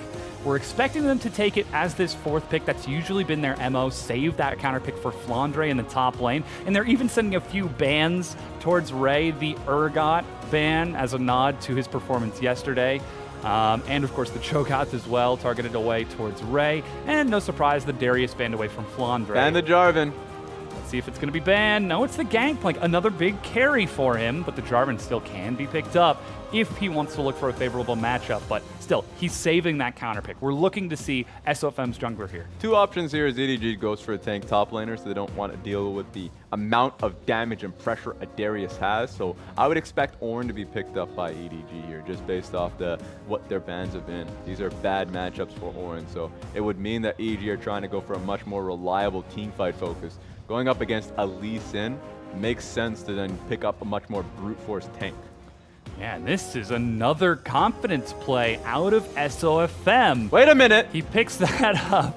Get those photos out of here. Very sleepy player on the Rift, but the Lee Sin priority for SOFM. Clearlove now knows that he's up against this. Oh, the Evelyn hover. No, Rek'Sai from and iBoy. Evelyn. He's just giving it the old nod, but Rek'Sai, this is the comfort pick. This is when you just start, paying tribute to Clearlove. It's like when you're, thinking of Cloud Templar and it's like just hover over the Amumu a little bit. Exactly. But no, Clearlove, the two champions that he is synonymous for, of course, is the, let's say, Rek'Sai and Evelyn. Now, Evelyn, I don't trust that. Makes sense that he's not picking it up for himself, but the Rek'Sai gives him that early edge. The follow-up will be a Poppy for Ray in the top lane. Again, a very safe top laner. The defensive aura is a great way to prevent that Lee Sin from getting in there. Same thing with the LeBlanc. Actually pretty good against the Ornn as well. So we already look to see EDG trying to counter out this dive setup from Snake. Yeah, I expected the Ornn to be picked up by EDG. I think that going for a Poppy pick is a good response to the Lee Sin, so you should feel very safe here if you're Ray, knowing that you don't get these demonic matchups like Darius and GP, so the range advantage won't be an issue. So Ray's going to be happy knowing that his early laning phase is not going to be garbage, that he's going to be able to come to these team fights fairly happy, healthy, and going to be a real bane to SOFM. SOFM's going to have a tough time finding entrances in these fights. He really is. His targets are Who does he choose from? The Poppy, who can deny his entry, the Rek'Sai, who can knock him up before he goes in, the Zoe, who can Sleepy Trouble Bubble or Portal Jump away, the Kaisa, who's standing next to a Tahm Kench, or the Tahm Kench. And also just the invisibility. The invisibility of Kaisa, and also just if you try to kick a Rek'Sai and he just presses R, there's just so much that can mess up a Lee Sin's timing. So these team fights, it's going to be a real focus on how Lee Sin ends up starting the fight, but also how the early laning phase goes for him. If Game 1 was a test for Snake, Game 2 is the second stage. They've succeeded in passing level 1, but now they've got to defeat a very hard denial composition from EDG with strong wave clear and excellent scaling. Excellent denial towards SOFM. Can they pass this once again and prove that they have what it takes to lock down their playoff spot? All they need is a series victory, and they claim that final spot. You can hear the guys behind us doing construction. Even they're getting excited for this match. No, they ain't doing construction. It's all on the line. No, they're hopping up and down. Yeah. That's what I'm doing right now. In fact, I apologize for everybody out there. It's my bad. We're all bouncing up and down because this is an exciting one. Light, Guoguo, and Maestro are doing everything in their power to follow up on SOFM's excellent play. Flandre putting on the hard carry performance in the top lane. Can they close out their series against former allies, former friends of EDG? Or will the winningest team shut them down and keep them out of playoffs with a series reset? And if you're going to take it to Game 3, this is how you do it for EDG. Put yourself on some of these comfort picks. Get to the team fights. I want to see it from EDG. We've loaded onto the Rift, the deciding match, Snake versus EDG.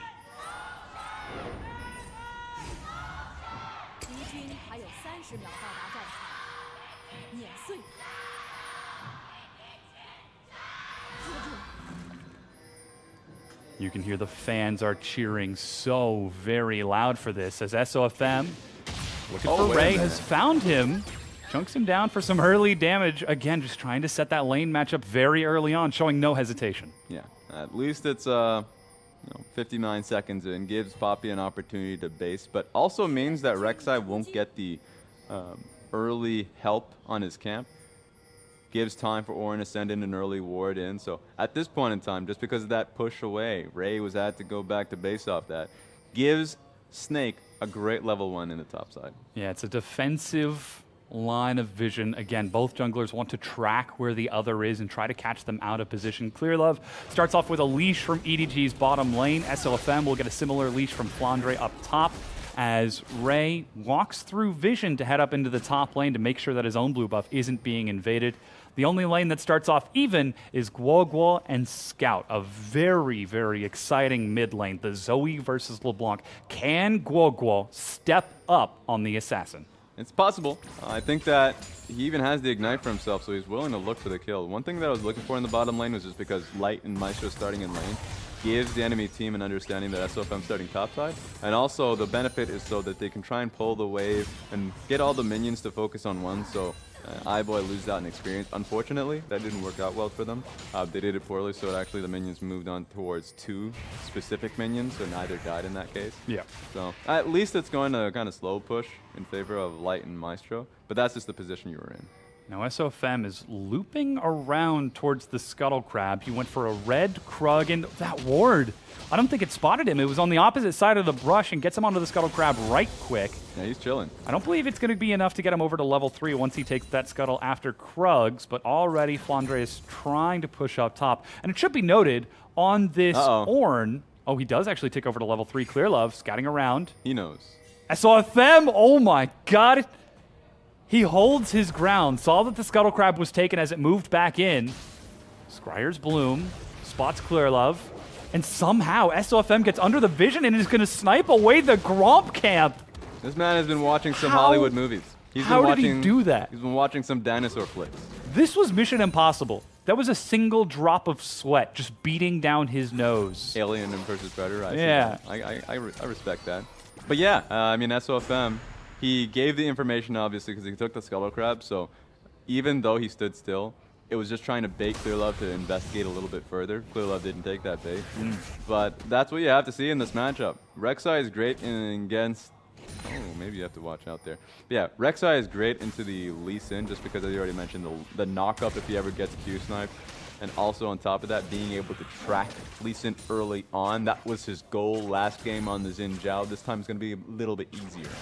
And despite the invade from SOFM to steal away the Gromp camp from Clearlove, his bottom lane is completely undefended. As he blast cones over the wall, he sees Clearlove with that blue buff. Maestro's right there and hits him with the Winter's Bite, but SOFM might be finding himself 3-buffed here. Yeah, SOFM has to think about his next move.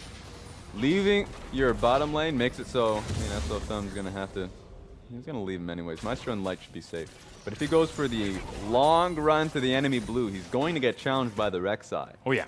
So you would expect for him to get triple buff.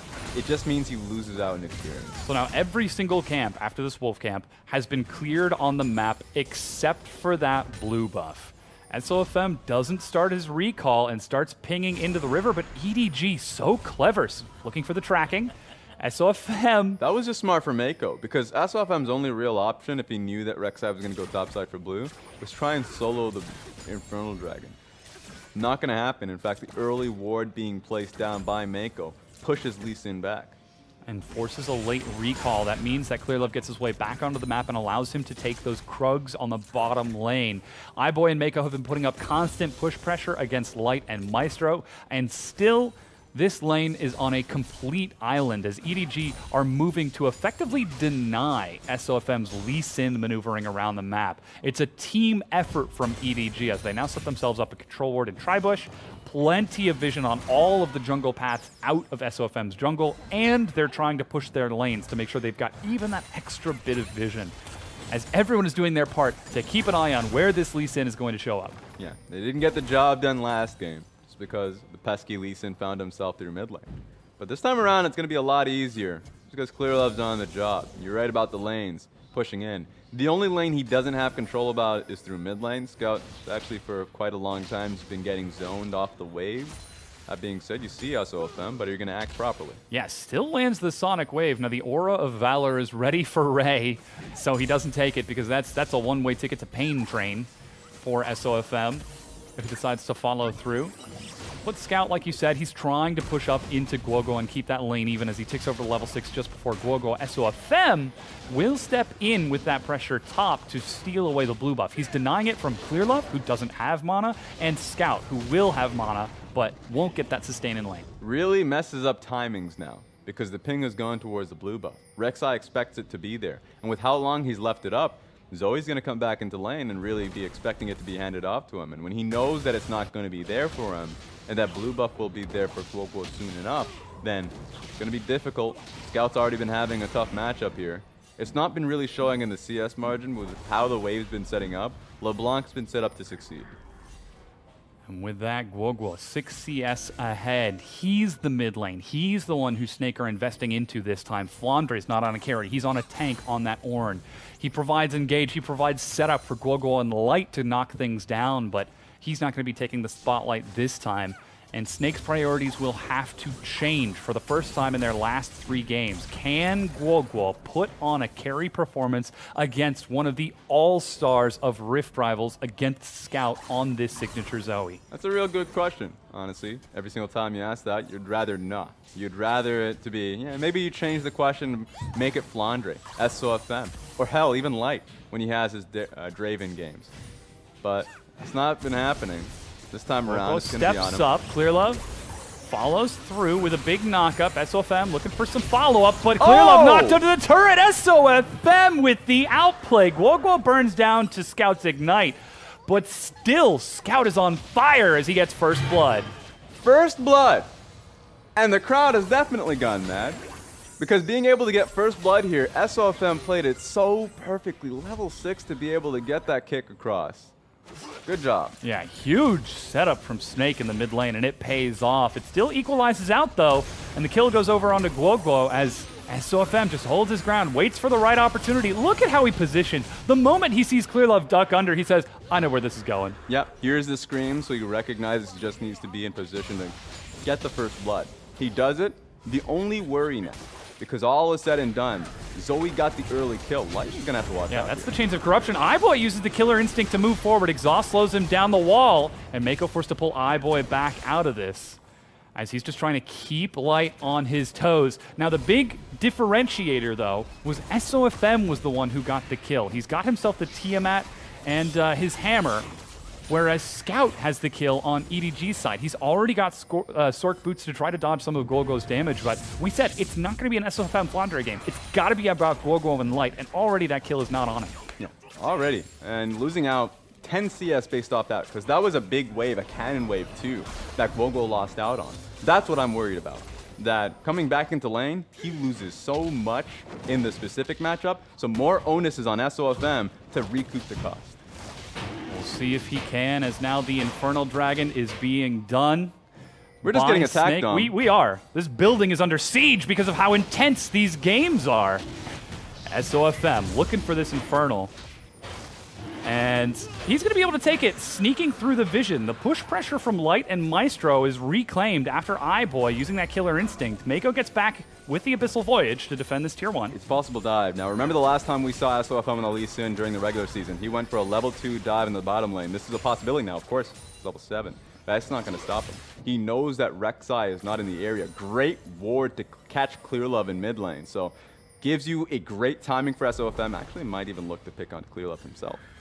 Might be thinking about it, but decides not to follow up. Instead, just stepping up. He's saying that, yes, you might have vision, you might have tracking, you might know where I am, but I'm still going to affect these ganks. I'm still going to affect these lanes and set them up to carry me later on. Oh, no. That's, that could hurt, but Maestro takes the quick hop over the wall to safety. That's Redemption too, so this is actually a good position for EDG around mid lane, that now Golgo is going to have to concede quite a bit. If you're SOFM, you'd want to be able to go towards the mid lane and help out Golgo a little bit so he can at least garner some of the minions, but you can see Clear Love has an idea that that's the case, and so he's going to force him in a 2v2 position. And that's not necessarily something that Snake want to try to go towards. The more members they can involve into the fight, the better. Flandre, he's got huge setup with Call of the Forge God, Chains of Corruption, and Glacial Fissure from Maestro are great ways to follow up on that initial CC, but SOFM, he's sneaking over the wall. I think he might have just been spotted by Clear Love. Oh! There we go. That's the redemption. SOFM steps up, flashes sideways, knocks Clear Love over the wall, but look at Scout's damage. Guoguo trades up and gets the kill. It's 1-for-1. Both of the junglers. Can Guoguo outplay this? He's got no flash. Guoguo takes a hit and goes down. Double kill to Scout. The carry pants are on. The aspect of Targon. Yeah, they're ready. And honestly, the secret to EDG's success whenever it comes to 2v2 fights is they don't keep it to a 2v2 fight. Bringing the support, Maiko, all the way from the bottom lane, so when the trade comes through, that they can still net Guoguo, because if it was just a 1v1 between Scout and Guoguo, Guoguo is getting out of that one scot-free. But the slow coming through from Mako challenged the difference. Oh, wait a minute. Andre real steps into the mid lane with Maestro. Yeah, absolutely real. Why not? If Scout stayed and overextended for a few hits onto the mid tier 1, he was dead. Braum was there, the Ornn was there. No chance. Back to the top lane you go. Flandre's been so good with those roams. It's a tragedy he wasn't able to get down to the mid lane to defend Guoguo and SOFM, but that was EDG playing the vision game we were talking about, saying, hey, we see you. There's a reason we picked this Rek'Sai. There's a reason we've been placing wards all across the map to maintain safety, but despite all of that, it's 3 kills to 2, and EDG are the ones with the 3 kills on Zoe. And when a Lee Sin team starts actually losing pressure, that's when you have to start worrying, because they don't have the extra red trinket to be able to hide yourself a little bit more cleanly, especially going up against a Rek'Sai that has been rapid firing control wards. So you're in a difficult position if you're SOFM. You know that the wards that have been strewn across the bot side of the map are just going to stay there uncontested. And you're just going to have to make the best out of it. A play is in order. I think SOFM is looking for it. A play is in order. I feel like that's SOFM's motto. It was like, it's time to make a play. Yeah. Somewhere, there's an opportunity for me to make a highlight. Looking at his watch.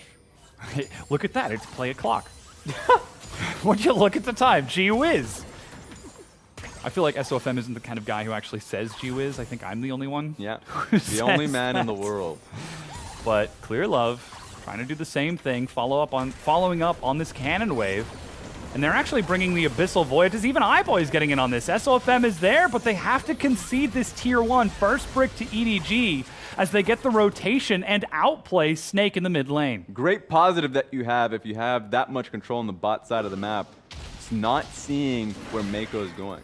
They've been pushing out in the bottom lane for so long that Light and Maestro had believed that, yeah, it's just another day here. They're just not pushing into and trying to ship us under tower. But then they vanished for about 5 seconds.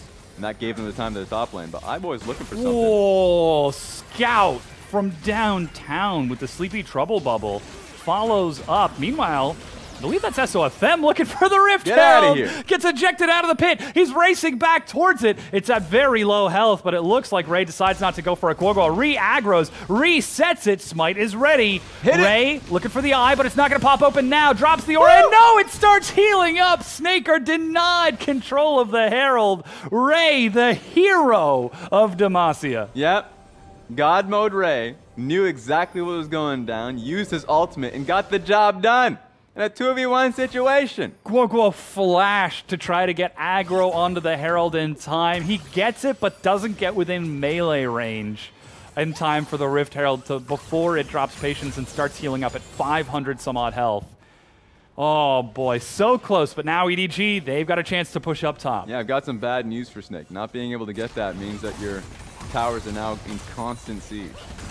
What was a bad situation for Light and Maestro is even worse. Flandre, you don't want to be able to be here for too long. You're losing that tower, buddy. He's still 20 CS ahead of Ray, but can't do anything with that. The Call of the Forge God is just an engage. It's just a front line. He needs his damage dealers of, whoa, never mind.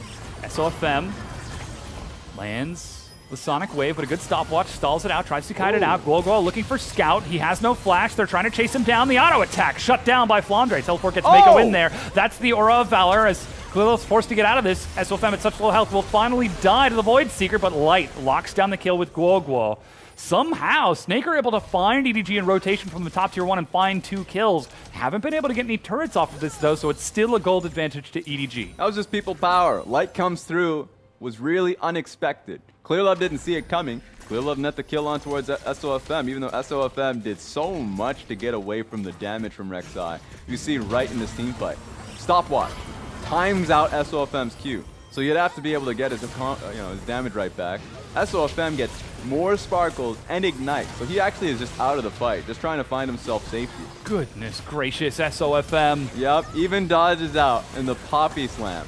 And you get to this, at least there's a trade back because Light joins the fight. It gets a little bit better for Snake. It's nice to have your bot lane in the team fights, as they have not been there in the past. And I just want to point out, I'm not 100% certain, I think he had Flash that entire time and held onto it, just dodging with the Sonic Wave, the Resonating Strike, dropping his shield to maneuver around all of these skill shots, hitting the Dragon Range to knock people away, but so much time. But holding onto his flash now means that he can go for a flash in sec if he finds someone out of position. But they're turning onto the Dragon. SOFM gets it. Good knock-up. He's leaping out of this. Sleepy Trouble Bubble hits Flandre. Maestro dropping the wall. Clearlove gets slowed as Snake take the second Infernal Dragon and are running for the hills. Scout flashes up. Later the Ruined King slow onto Maestro. SOFM over the wall, but Maestro goes golden. Scout picks up his flash and locks down the kill. Sleepy Trouble Bubble onto SOFM. The sideways hit, but the save from Flandre. He body blocks to keep SOFM alive. You can just see SOFM didn't want any part of that fight. In fact, just farming up the Grump at the same time. Yeah. Kept himself in the area for a little bit longer. So that would have been the difference between him in life or death. Thankfully, Sleepy Trouble Bubble, while it landed, there was no angle to kill him. So he gets out of the fight. But that's a double Infernal Dragon for Snake in a time in which they're getting pressured heavily across the map. They're still able to find an opening, and those Scout nearly chases them down. It's not enough. Due to the self-sacrifice of Maestro and Flandre, they know who the real carry on this team is. It's SOFM. He's going to try and put on the carry performance here. Only 100 gold ahead of Clearlove right now. In the mid lane, it's only 700 gold lead for Scout, despite the kills that he's been able to pick up, as Guoguo is at 2, 2, and 2.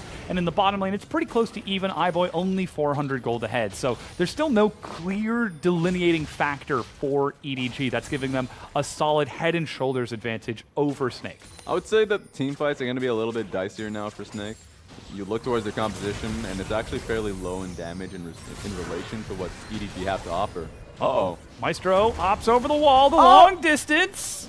Oh, and no ultimate out of Clear Love. No chase to find Maestro as he flashes away to safety as SOFM is able to get the Cerebral outplay. Now they're turning onto the Rift Herald. SOFM has got the smite. Recall not finished for Maestro. He's got no flash, but he does have ultimate and exhaust. Rift Herald down to about half health. Flandre sitting in the mid lane. Guoguo trying to get around behind this. Scout looks for the sleepy, but misses. Maestro hit by the Void Seeker at low health. Leaps up, but drops the door. Herald resets the patience. Poppy. Meanwhile, Ray has found Light, pinned against the wall, but SOFM lands the Dragon's Rage to reset the fight, and still no one dies. Rift Herald once again heads back to her pit, but this time EDG have got a huge health advantage and a summoner spell advantage. Yeah, Snake trying to do their best to buy for time, but the issue is, in fact, they're just going to TP. They're just relentless in trying to keep EDG off that Rift Herald. Down to 3,000 health. SOFM starts walking forward, but Smite secure for EDG. 19 minutes and 20 seconds, giving them a 4-minute window to look for the bottom tier 1 or a tier 2. And EDG are able to outmaneuver these fights, but with Lights teleporting back in, they're able to get a push onto the mid tier 1. Don't have a lot of attack speed on Light at this point. I don't see it happening. That's the aura slow onto Flandre. He holds onto his charge and walks it out. Guoguo looking for Scout on the side, but doesn't find enough. Mimicked Distortion and Sigil of Malice. Hits a big pop, but just forces him to start his own recall. SOFM, just being a nuisance, forcing these waves. So the one thing I'm worried about with Snake's composition is their lack of damage in team fights. Front to back on tank. We're going to have to see if it's happening here. Guoguo is in a flank position. He is once again. Doesn't have the Mimic Distortion. Sweeper spots it out. They're pushing up to the wave. Void Seeker clears it out. SOFM tanks a hit. Finally, Guoguo has the Mimic, but EDG are starting their recall to make their way back out. And what is a pick composition for Snake? Going up against a beefy Tahm Kench and a Poppy that can disengage, that's the challenge they face. If I'm Snake, send LeBlanc in a side lane and try and force Zoe in a really difficult spot. If Zoe finds herself in a side lane, she's going to be really zeroed in on by Guoguo. That's what I would love to see, because if you're grouped up, I favor EDG in a lot of these fights. If he's able to get a 5-stack, EDG can do some real big damage with that Kai'Sa, with the Zoe setup. It's a massive front line that Varus is getting to the point where it can nearly start to match the Shred. Blade of the Ruined King. Guinsu's on the way for additional % health penetration, but it just takes so long to complete these 2 core items, and during this window of opportunity, EDG are happy to continue maneuvering around. And honestly, if we're just hitting items, if Ray gets a Spirit Visage, which is next item that's going to be his magic resist, that he's going to be able to just be a beast in these team fights, a real raid boss. So I don't know how you're going to be able to handle him. And one of the most underrated abilities always have been Poppy's ultimate, because the gold value it takes away, it robs from the enemy team, is just a questionable one. It literally just depends on the fight. If Poppy gets a 2-man ulti on somebody, or you already saw in how he was using it in the last fight, trying to nail Flandre, get him out of the team fight, that changes the game. Now we see EDG actually being the ones to push the tempo of the game. They break down the bottom tier 1 with a rotation, and Clearlove sneaked under the vision control of Snake to get a second Rift Herald charge and break this tier 2 down. There's still no defensive movements out of Snake just yet. Finally, they're on their way, but Shelly's about to get a second charge onto an inhibitor turret. 22 minutes in, EDG continue to barrel forward. Sonic Wave lands, but again, that Aura of Valor denies any follow-up. Shelly looks for the charge, but Guoguo gets caught out by Scout, and here comes the melee charge from Shelly. Boom! Big hit onto the inhib. Flandre flanking from behind. He's found some big hits onto Clearlove, who soaks these hits, but still, with Guoguo dead, they have to take this as a front to back. This is that window of opportunity we were talking about. Finally, the Herald goes down, but a 22-minute inhibitor for EDG. Excellent engage from EDG. Easy pickings on towards Guoguo. When you start playing towards the inhibitor, there's just so many structures there that it's so easy to land the CC once you find the opportunity. Ray was able to nail down the LeBlanc, and there's no way for her to get out. She has dashes. Guess who stops dashes? So that's just unfortunate. But the real unfortunate part about all of this is that Orange stayed in the side lane when he needed to have presence for the team. They need a tank to walk up and give space for the carries. He wasn't there. He was splitting across because they were losing that inhibitor anyways. And he even had to use his teleport to try and get in and go for the flank, because who knows where that push would have stopped. Herald pushing through 2 turrets and inhibitor, maybe could even have looked for a Nexus turret if that Ornn hadn't actually appeared. But it's a huge gold advantage now for EDG, 2,500. That's the completed Guinsoo's finished off for iBoy. Looks like he's going for AP next, as Guinsoo's has only just now been finished for Light, but Scout, he's finished off his Morellan Omicron as well. Morella I'm gonna deny your health, Icon. And the Adaptive Helm for Ray, not the Spirit Visage. He wants to be an absolute nuisance for Light. No amount of auto attacks are going to shred through his health. Yeah, just take a look at the damage that Snake has.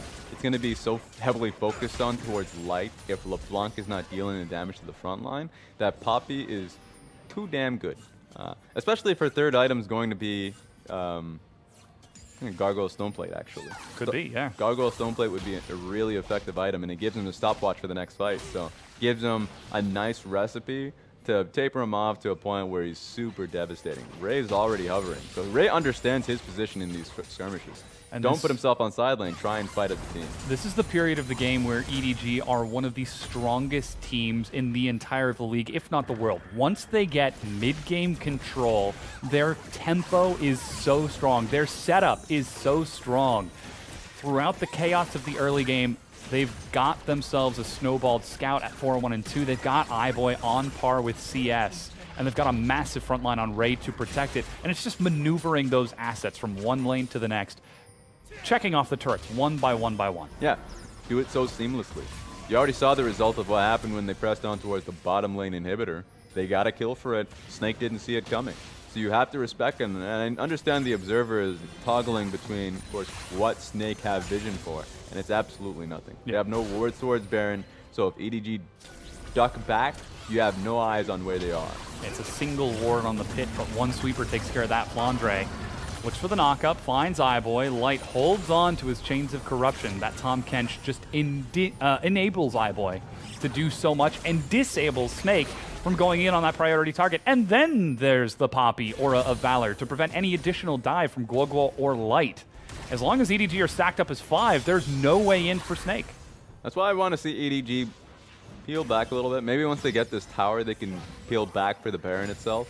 They're in such a great position with the super minions barreling down through the bottom lane that it would be the death blow. Middle tier 2 broken down for EDG as they're now pushing up. That's the Chains of Corruption onto Scout.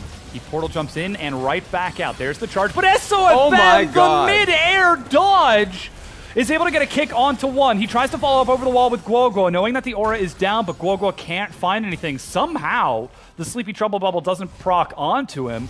Lands a huge knockup, but there's no follow-up from his team. You guy's so confident. Wait a second. What was that? That's insanity. Just baiting Ray to throw it out there. Was that a reaction? That can't have been a reaction. No, he was trying to bait him. He was trying to literally just goad him because he did it preemptively, and Ray just threw it out there. I mean, actually close to... He fell for it. Hook, line, and sinker. I think he hit Guoguo, but the Banshee's variable is available. I want to see based off that replay, but that was real fun to watch. Yeah. Don't know if we'll get a replay because there weren't any kills, but... No, that was action, very well damn it. could have been. That was sick. Now, all 3 tier 2 turrets are down. Guoguo, in between the minion waves, was able to group up with his team and try to take a fight, but not able to do anything with it. You just saw the gold difference. About 1,000 gold lead for Scout in the mid lane as he's successfully split pushing up top. Guoguo holding the wave bottom. It's only a few seconds until that inhibitor comes back up. But for the time being, EDG are still going to use that inhib pressure, that super minion pressure, to try and open up around the Baron.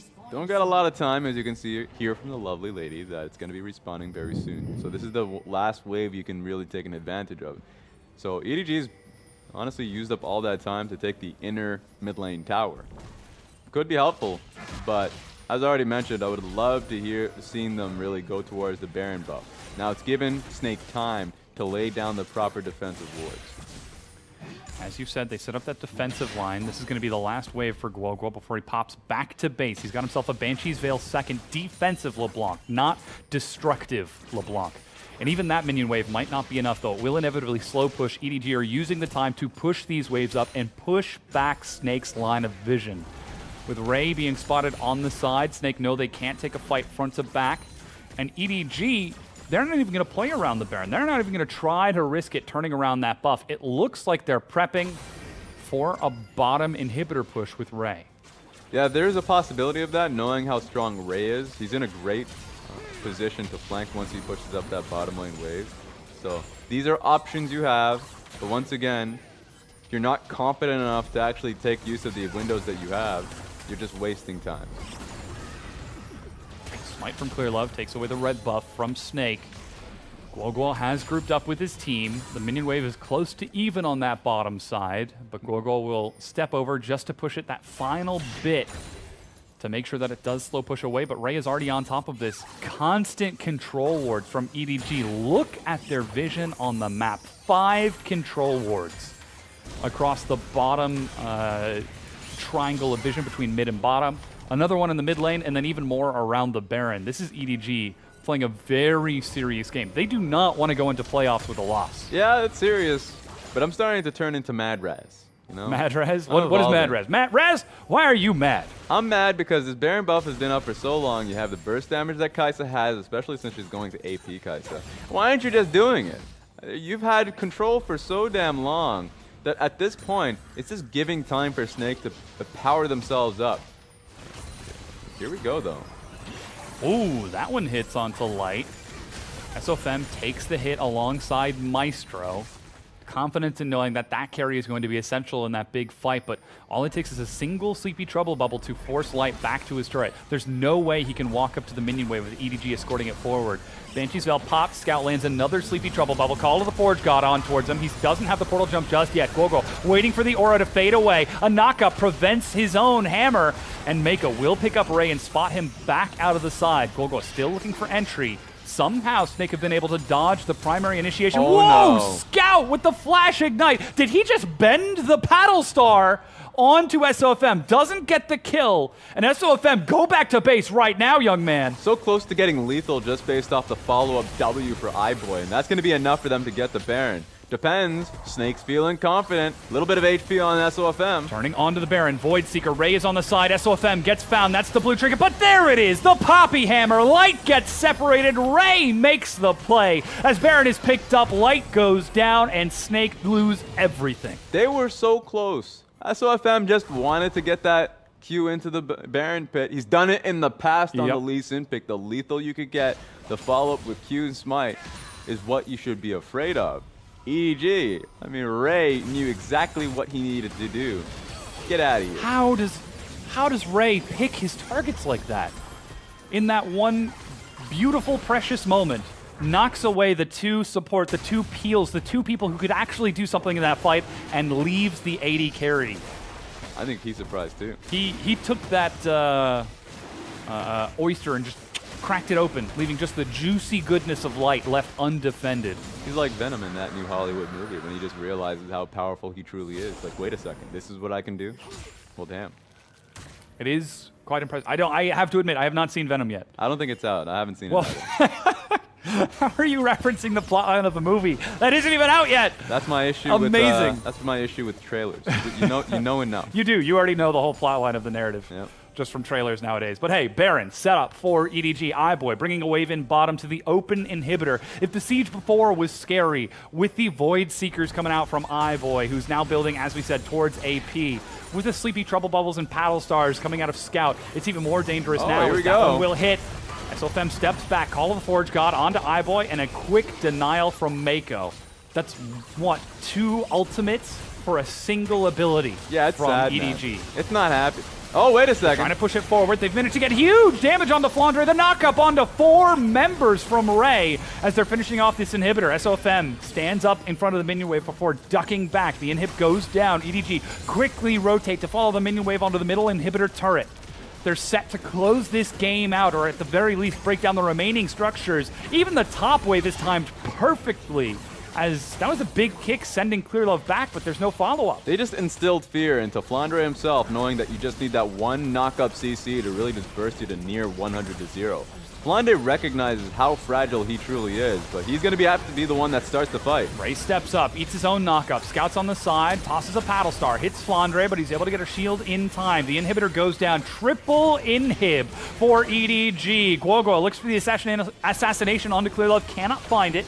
Forces him to pop back as Guoguo again denied by the aura. Snake have no way into the fight time and time again. They try to force a square peg into a round hole, but it just isn't going to work, guys. Yeah, it's sad days here. SOFM right now is doing God's work, but unfortunately it's not good enough. These are just very difficult times going up against the Poppy, and especially a Tahm Kench. We talked about them being great for pick potential, but they have no opportunity to do that when iBoy is always whisked away by his bodyguards. And those bodyguards are massive. Warmog's third item out of Ray. There's the stopwatch you were talking about. BF Sword after that Black Cleaver Tiamat from Clearlove. He's going to do some huge damage. Void Staff finished off for Scout. Nashor's Tooth finished off for iBoy. This is an 8,000 gold lead, manifesting in huge stat advantages for EDG. Whereas Light, he's sitting on 2 core items and 2 components, the Zeal and the BF Sword. Another 2 items for Guoguo at only the Banshees and the Luden's Echo. It's all going to come down to execution. Snake aren't out of this, but EDG are not making any mistakes in this game too. And to zero in on iBoy specifically, Nashor's Tooth, Guinsoo's, you only have to focus on the 3 to 4 procs that you get on towards your tanks because you get that extra auto attack with Guinsoo's. He has so much of passive attack speed and AP being built up. Flandre is just going to die. He's going to melt just to the Kaisa alone. We have to see what ends up getting the game decided. Okay, here we go. Yeah, Ray's actually taking long. Yeah, Ray eats some hits out of Light as he fires across. It looks like EDG are just going to try to smother Snake, trading their health bars, alternating back and forth between these double supers coming in from 3 lanes. And now they're going to get onto the next turrets. That's the call of the Forge God. Ray is in front. He's tanking some hits. Warmog killed him back up to full, but Mako with the save. Now Mako has been caught. That's the Chains of Corruption onto Clearlove. He ducks down underground, dives forward, but goes golden. Flandre gets knocked back to his fountain, doesn't go too far. Ray still juggling this aggro. His Scout is fighting on the backside. Guoguo looks for the assassination, but doesn't find it. Nexus turret 1 falls, and Snake do not have enough damage. They retreat back to the fountain to try and survive, but EDG used the timing to push onto the Nexus and equalize the series, bringing us to an ace match, to a game 3 for the final playoff spot. Double thumbs up. It was a long time coming for EDG to even out that series in a smart, slowly, well done play, playing around Clearlove's Rek'Sai. That was infinitely better from EDG in game 1. Playing that constant vision around the map to deny SOFM, EDG. They do not rise to the bait of Snake in game 1. They do not rise to the passionate call of an all-out brawl. They say, chill guys, we'll play the macro game, we'll play it smart, and simply outthink you across the map. And I think it starts in the bottom lane, because in game 1, iBoy and Mako couldn't touch the dual lane for Snake. It wasn't possible because the Tahm Kench was doing too much work. This time around, first pick Tahm Kench works out super well for EDG. In fact, you can question the strategy of Snake, knowing that they're going up against the Tahm Kench, but still focus so heavily on the solo assassination attempts, picking up the LeBlanc, Varus, and Lee Sin, that you'll lose out in damage as the game goes on. So you don't have the outright front to back. So strategically, this was just Snake coming in on the back foot, knowing they're going up against the Tahm Kench. And I think that going into game 3, if they leave up the Tahm Kench once away, again, give it away to EDG, I would like to see a lot more of a heavier teamfight composition, something that is a lot more. Like, if they pick up a Kaisa, I think for Light would be a lot better. Yeah, the Varus did do massive damage compared. We saw nearly double damage. I think it was 21,000 to about 12 for iBoy between Light and iBoy, with iBoy being the one at 12,000 because of how the overall composition for EDG worked. They draft themselves such strong disengage and denial. Every time the assassins tried to go in, Guoguo would look for a target, gets denied by the Poppy. SOFM lands a Sonic Wave on iBoy, gets gobbled up by Mako. There were no chances for Snake to get in there, and those characteristic flank from multiple direction team fights from Snake were still present. Flandre was finding opportunities to come in from the side, but he knocks up Kaisa, Mako devours. Yeah. He gets a stun onto Zoe, Mako devours. Yeah. Poppy walks into the front line and denies any AoE entry. It's just Let a me tell very you. easy composition setup from EDG to group up and just say, all right, try to attack us. We're a moving turtle. Snake is definitely looking at the next patch notes and being said, God bless that Tom Kench is going to be out of here just because of Mako and how he performed in the last game. So going into this next one, Tom Kench does impact a lot of this because SOFM, even if he's not on the Lee Sin, wants to be able to have the early game impact and be able to isolate the mid lane matchups. And in this game, Tom Kench actually roamed mid and turned what was great for Snake just in, what was a great match, 1v1 swap for that, the kill that came through. But then Tom Kench came in and nailed the kill on towards Guoguo. So Mako has so much roaming in the game, so much map pressure, and so being able to help everybody on the map, especially Scout, I think paid dividends. It wasn't all said and done just through the composition alone. There were still a couple of fights that Snake tried to take. We've got a replay of that Baron fight, which EDG were able to negotiate so well. This is Ray landing the best Poppy Hammer I have ever seen. Yeah.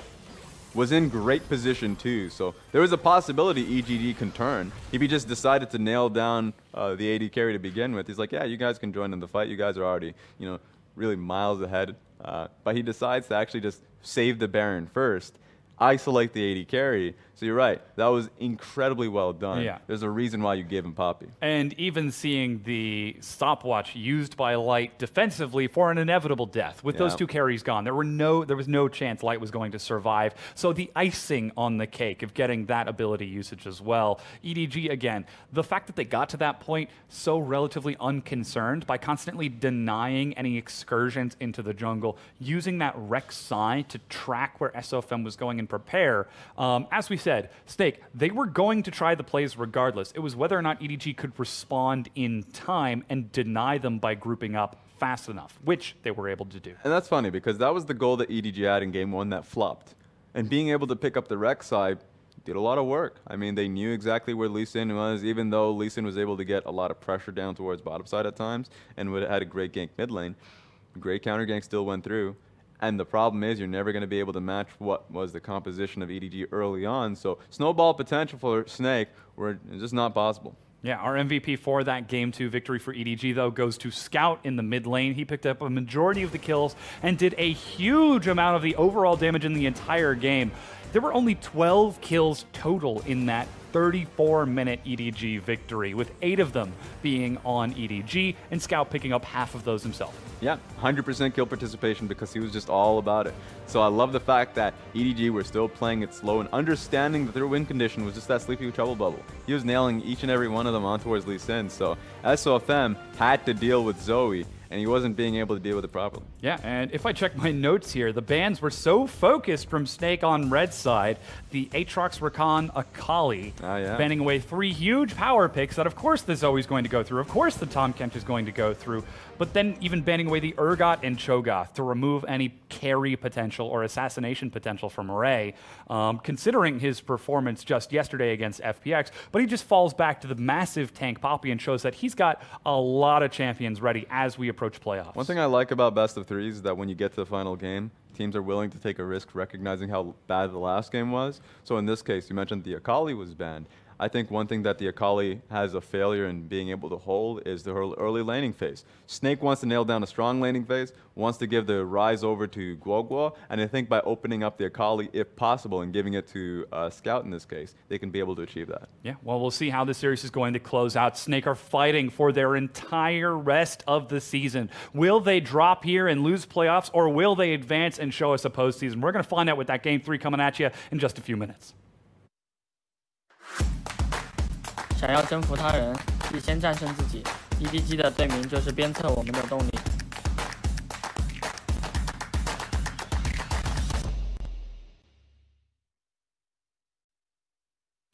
Snake's potential last game stands before them. All they need is one victory over longtime allies and now rivals, Edward Gaming, and they advance to playoffs. But if they drop this series, their 2018 year comes to a close.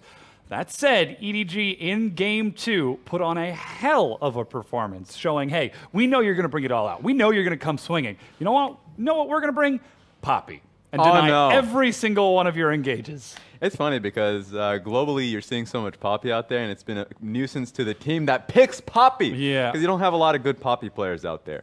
But one player that's coming out true and saying you do have to respect my Poppy is 100% Ray, coming out very strong, and now is going to be denying that Lee Sin pick, because that was Lee Sin going to be impacting it up against who is a very strong Poppy player in Ray. Yeah, trying to play around that aura of valor, that aura of the righteous so much, but it's so very difficult. Even Guoguo trying to get assassinations into the back, you saw by the end of game 2, he was looking for clear love of all targets, a Rek'Sai, not the Zoe, not the Kai'Sa, because there was so much disengage. But as we look towards this game 3, this pick and ban is going to be so important for determining how these compositions play out, because EDG have shown they've got Snake's number. They know how to play the denial composition. And I'm really excited to see who ends up on blue side and who has to ban away the Aatrox and Akali. And you don't get a lot of opportunities to see a team's true colors.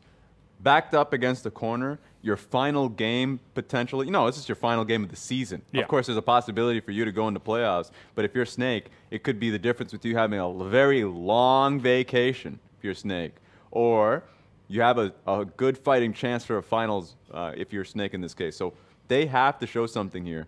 And I think we're going to be seeing something out of Flandre. Yeah. A lot of times it comes down to the coach and they sparse like 7 minutes time in a discussion of who you're going to be playing through. And you're not going to be playing through the rookie in the bottom lane. He hasn't shown enough throughout the split, and he wasn't even playing in the beginning of it. Yeah. And a lot of the times you can say maybe Guoguo, but if you're going to be looking to your star player, Guoguo didn't have a strong performance in the last game. It's not going to be him. It has to be the top side. And this is where we have to look at EDG, because as a very intelligent team here in the LPL, one of the most, they have to know that this is Snake's strategy. Yeah. They tried playing denial with the Gragas in game 1, weren't quite able to shut down the Jarvan just through the raw CS advantage. They saved themselves that last pick Poppy to try to bait out a strong matchup, and they still managed to get it through the Poppy into Ornn in the top lane. But Snake, how do they break this apart? We saw the Cassiopeia yesterday against Team WE. That didn't work out. Is it through the Jarvan? Is it through that Camille that you've been talking about? So history does send messages. Now, I understand that history says that Snake's going to do poorly in a long series versus EDG. But there are positives. History says that Flandre is going to win lane versus EDG. That happens every damn time. Yeah. Mouse hasn't been able to take down Flandre. Hasn't been the case. Ray could be a better challenge, but is better good enough? I don't think so. Flandre is going to be coming into this game with some power, a carry potential that he can come out and impact the mid lane at the very least. So I want to see what we go for. You see a smiling, as you mentioned, you point out. Yeah. Smiling, jovial, SOFM. He has something in mind. SOFM and Guoguo with some smiles. You can see the coach standing behind SOFM because he is so instrumental to this team. Flandre looking a bit uncharacteristically distant in this match. Hopefully that's not resignation that we see, that is determination, because as we said, he is so important for breaking this map open for Snake. Yeah, you're right, but it always comes down to what individual conversations come through, because after a team talk that you can see the coach has gone through with that Snake, going straight towards SOFM, running by that pick and ban before they get into it. A lot of it's just based off of maybe a major change into the strategy. Maybe they pick up a tank like Sejuani because they want to have a better go at these team fights. And a Sejuani, if you're looking at the last game, would have so much more impact. Nail down the Tahm Kench, blow him out with just that easy going front to back. Now there's so much that you can run through. We'll have to see just based off that first pick priority. But it all does start with SOFM, whether he's willing to go towards a carry option or a tank.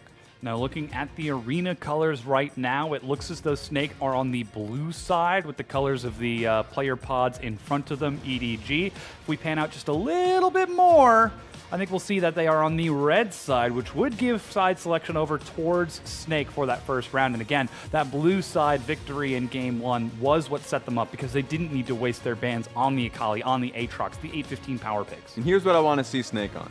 Because if they get Tahm Kench, remember blue side, of course, gives you that Tahm Kench first pick. I think EDG ban it. Your next priority is either going to be Varus. I think Varus gets locked in. You can follow up with a Braum.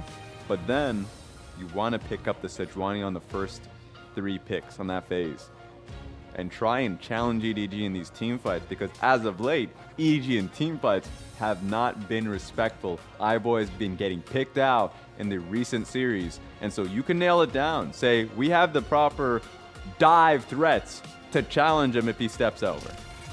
Now it's time to find out what it's going to be. The final match for Snake in 2018 in Chongqing, our first franchised arena here in the LPL. The fans are passionate. The fans are crazy in love with this team. But is their support going to be enough to help Snake close out this series and advance to playoffs? Already, Tahm Kench ban, as you mentioned, for EDG, and the Rise ban, which means a Varus first pick. So first step's already going through truly. The Varus gets picked up because EDG is not going to allow the Tahm Kench. Now, I did say that I wanted to see the Braum be picked up, but EDG should have that Braum pick, knowing that, Rakan's gone and the Tahm Kench are out of here. But if they go towards Braum, Snake should be comfortable enough to go with an Alistar. So Alistar Sejuani is definitely as fight-heavy as you can get. That just depends if, actually, Braum's not even going to do it for them. So Snake, pretty easy pickup for Braum here, I think. And they can nail down that Sedge easily. So we're still looking at the Kaisa pickup for EDG.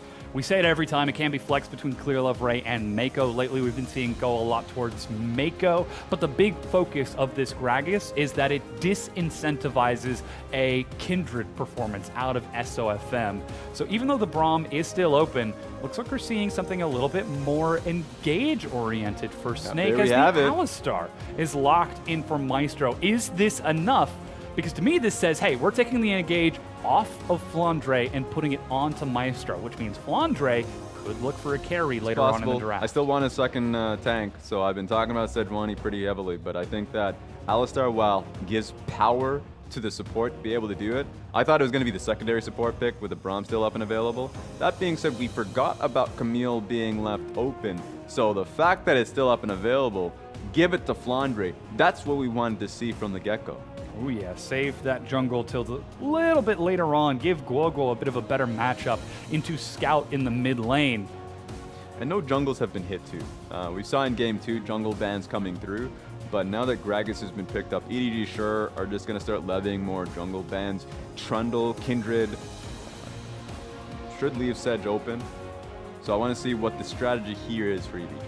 Now, the disengage pick for EDG is a non-committal CC with the Dark Binding and Morgana, but more importantly, that Black Shield. Anytime Snake decide to look to go forwards, a quick reaction from Mako, who is one of the fastest players on engage and disengage, can protect iBoy, can protect Scout with whatever he ends up going towards. Now, we do see the Galio ban because, again, that Camille Hextech Ultimatum and Hero's Entrance synergy is so strong. That's true. Especially if you add a Jarvan into the mix and make it a true Rumble arena.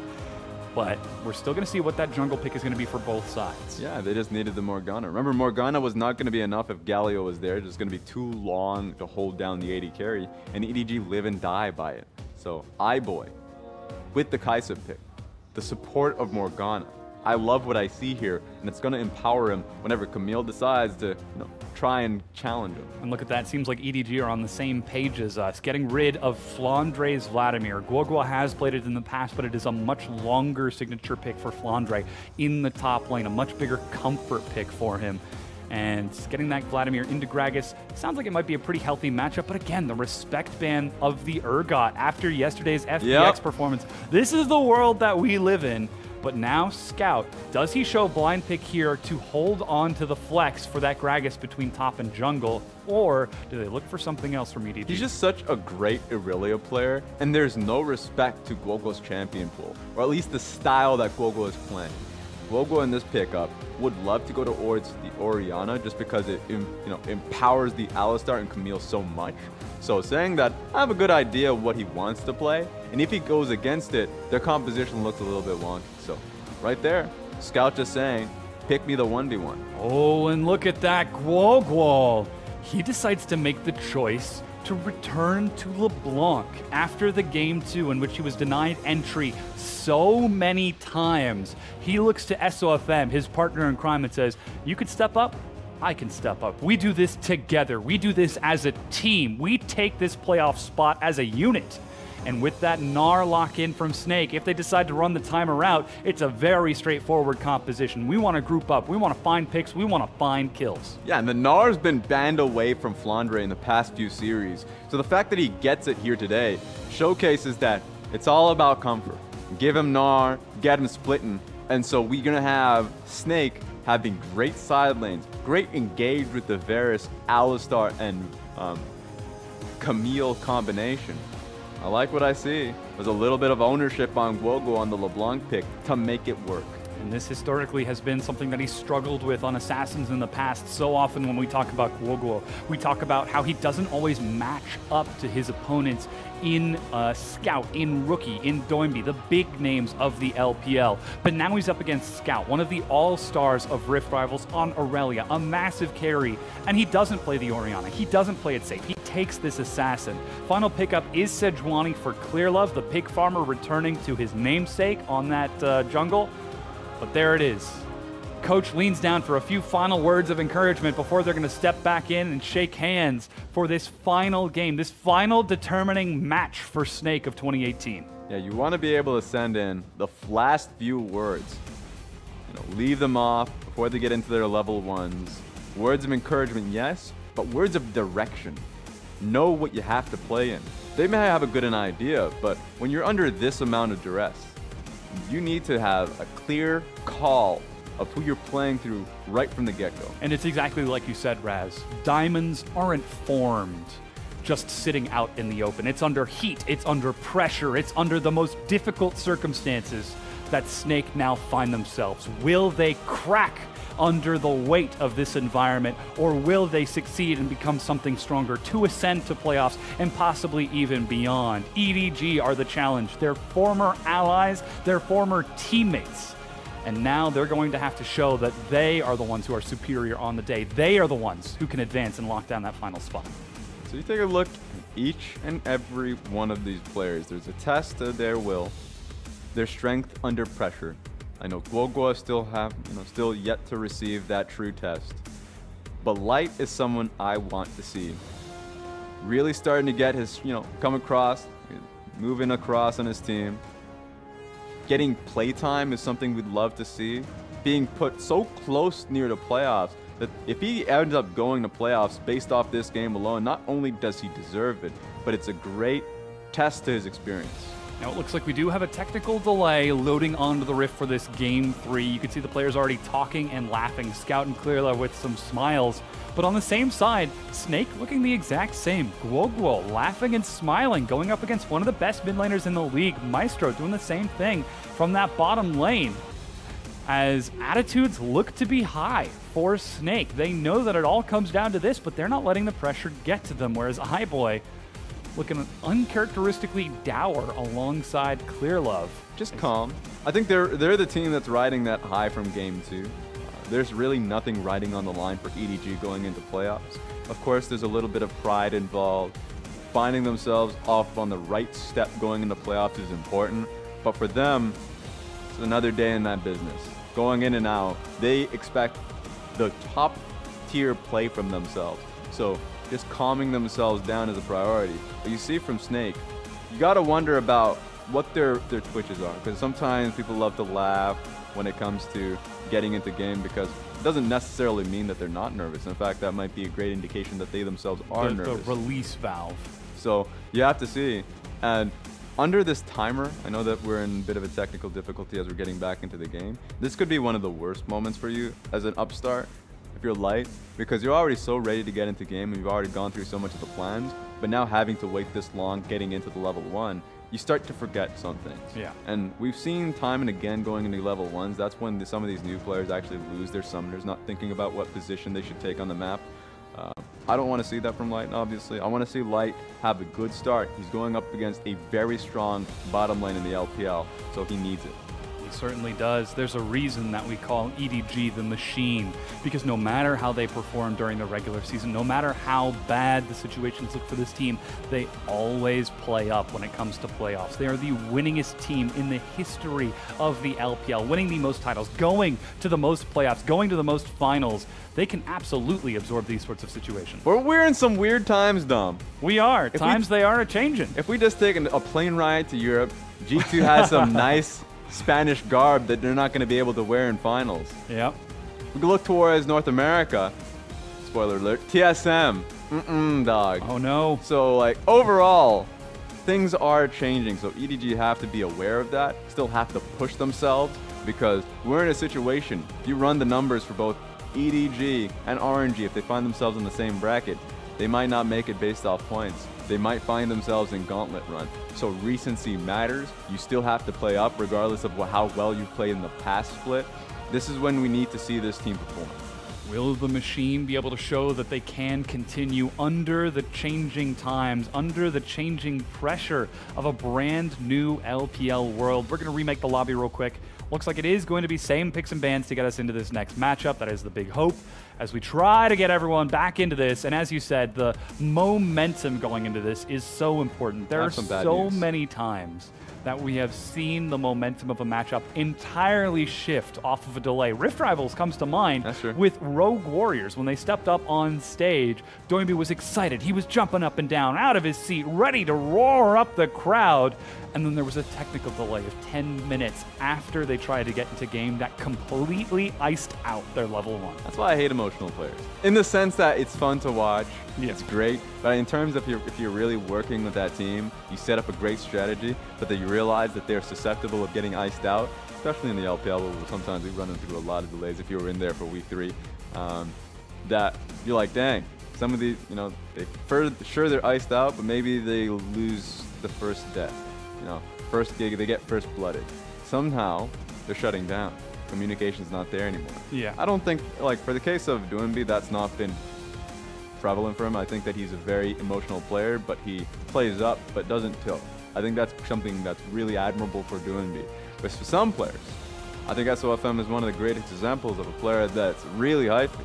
But sometimes if things go downhill, he's the first one to die. Oh, yeah. And so that's what I want to see out of SOFM, if he can actually grow on that point. Or more so, that he doesn't die, but he doesn't participate in the fight, and instead uses Rek'Sai to farm Raptors, while the enemy still thinking about is that, aren't Baron you? pushing into his base. Look, we cannot forget about that play, because that shows who SOFM was in that situation. That's the choice that he decided to make, sacrificing 2 inhibitors so that he could take the enemy Raptor camp. Look, those are tough times. Yes, they were. were. We don't like to talk about those times because we got a lot of random supports coming into that roster. These times are equally as tough. They're facing across from EDG, who have been locked into 2nd place in their group and are one of the top contenders to try and fight for the title of LPL Summer Split champions. That's true. That's fair. I think for Snake, they've heard way too much bad news in their history.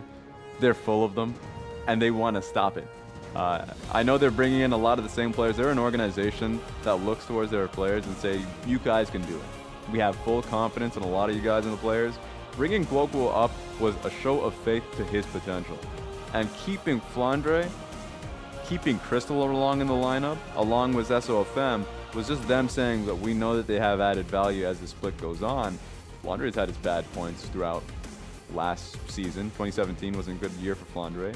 But then you get to a time in which he's back on top. And it's based off the faith that they have in their own individuals. And all they need to do is pull it together as a team. It's only towards the last half of this split that we've seen the return to form for Snake, as in the beginning of the year, the beginning of the split, they tried something new by adapting to the funnel meta, playing to SOFM, playing the mages and the dog pile strategies with double supports to try and tear things apart, but slowly as the meta has stabilized and crystallized into where it currently is, and slowly seems to be returning towards that team fight style that was prevalent through all of the past few years. Oh yeah. Snake find themselves a bit out of their element and having to return towards something that's always been a challenge for them. And EDG must be so glad about that, knowing that they can go back to playing around tanky junglers, an AD carry that can just start wilding out. Carries, yep. Once again, I made a reference to you because Reckless was back on the map playing as Sivir and Tristana. Yeah. And they just go to show that you can just play your style, play your AD carries, and there is no negative connotation to it any longer. So it's the year of iBoy, it's the year of Uzi, it's the year of SMLZ. The AD carries are rising back up. It might be a great chance for EDG to, take their name back. It's returning towards a style that they are very comfortable with, a style that we saw in Game 2 to great success. The tempo and control. As you can see, Maestro on your screen right now, still trying to get everything solved out with Guoguo, who seems to be having some trouble. Hopefully, again, we'll get that resolved as quick as we can. Just a reminder to everyone, we're looking to get towards Game 3 of this best of 3. This is the final match, the deciding factor for Team Snake. As we did have an issue loading in after Champion Select. It seemed like it is done, judging by the players' position in their seats, but might be time. Uh-oh, Guoguo's hair is starting to do that thing again. It and you know is. what happens That's the when business Guoguo's thing. hair does that thing. He goes Super Saiyan. Yes, he does. Exactly, but now we're loading onto the Rift. All the technical delays are aside. Will Snake crystallize under the pressure and become the diamond that ascends to playoffs, or will EDG put an end to their year right here and right now?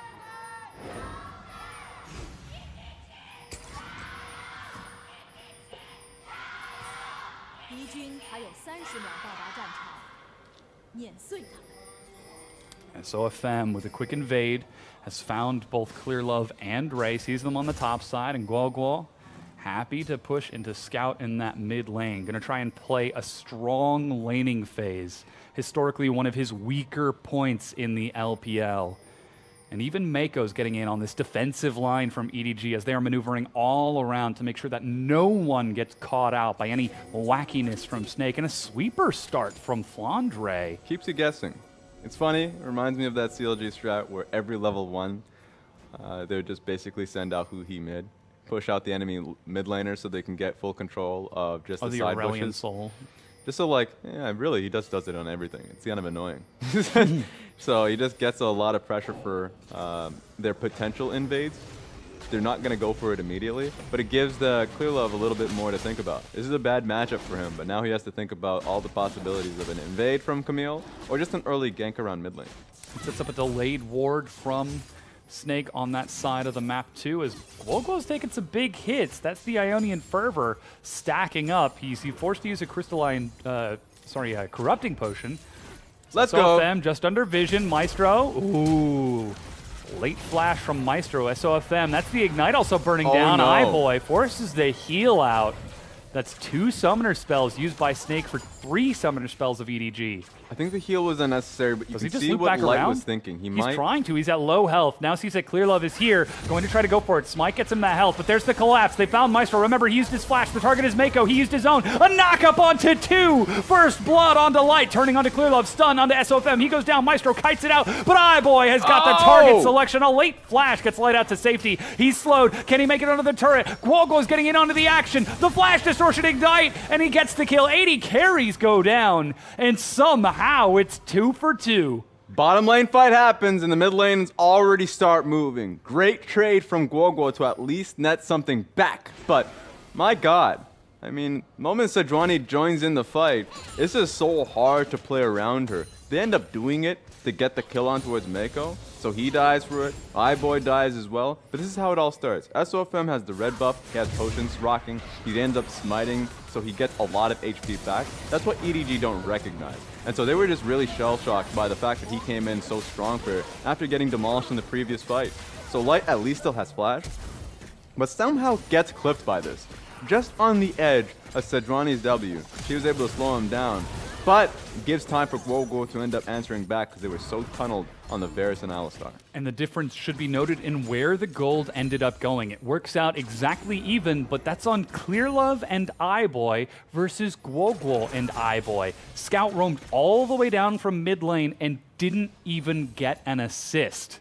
So already things are looking a little bit better for Scout with where all of that gold is being distributed over that early skirmish. That's going to put a really big wrench in how Clearlove wanted to play that out. Meanwhile, Flandre and Ray, I'm sure they were both thinking of looking for a teleport opportunity bottom, just waiting for one of them to initiate the teleport so they can try to force the cancel.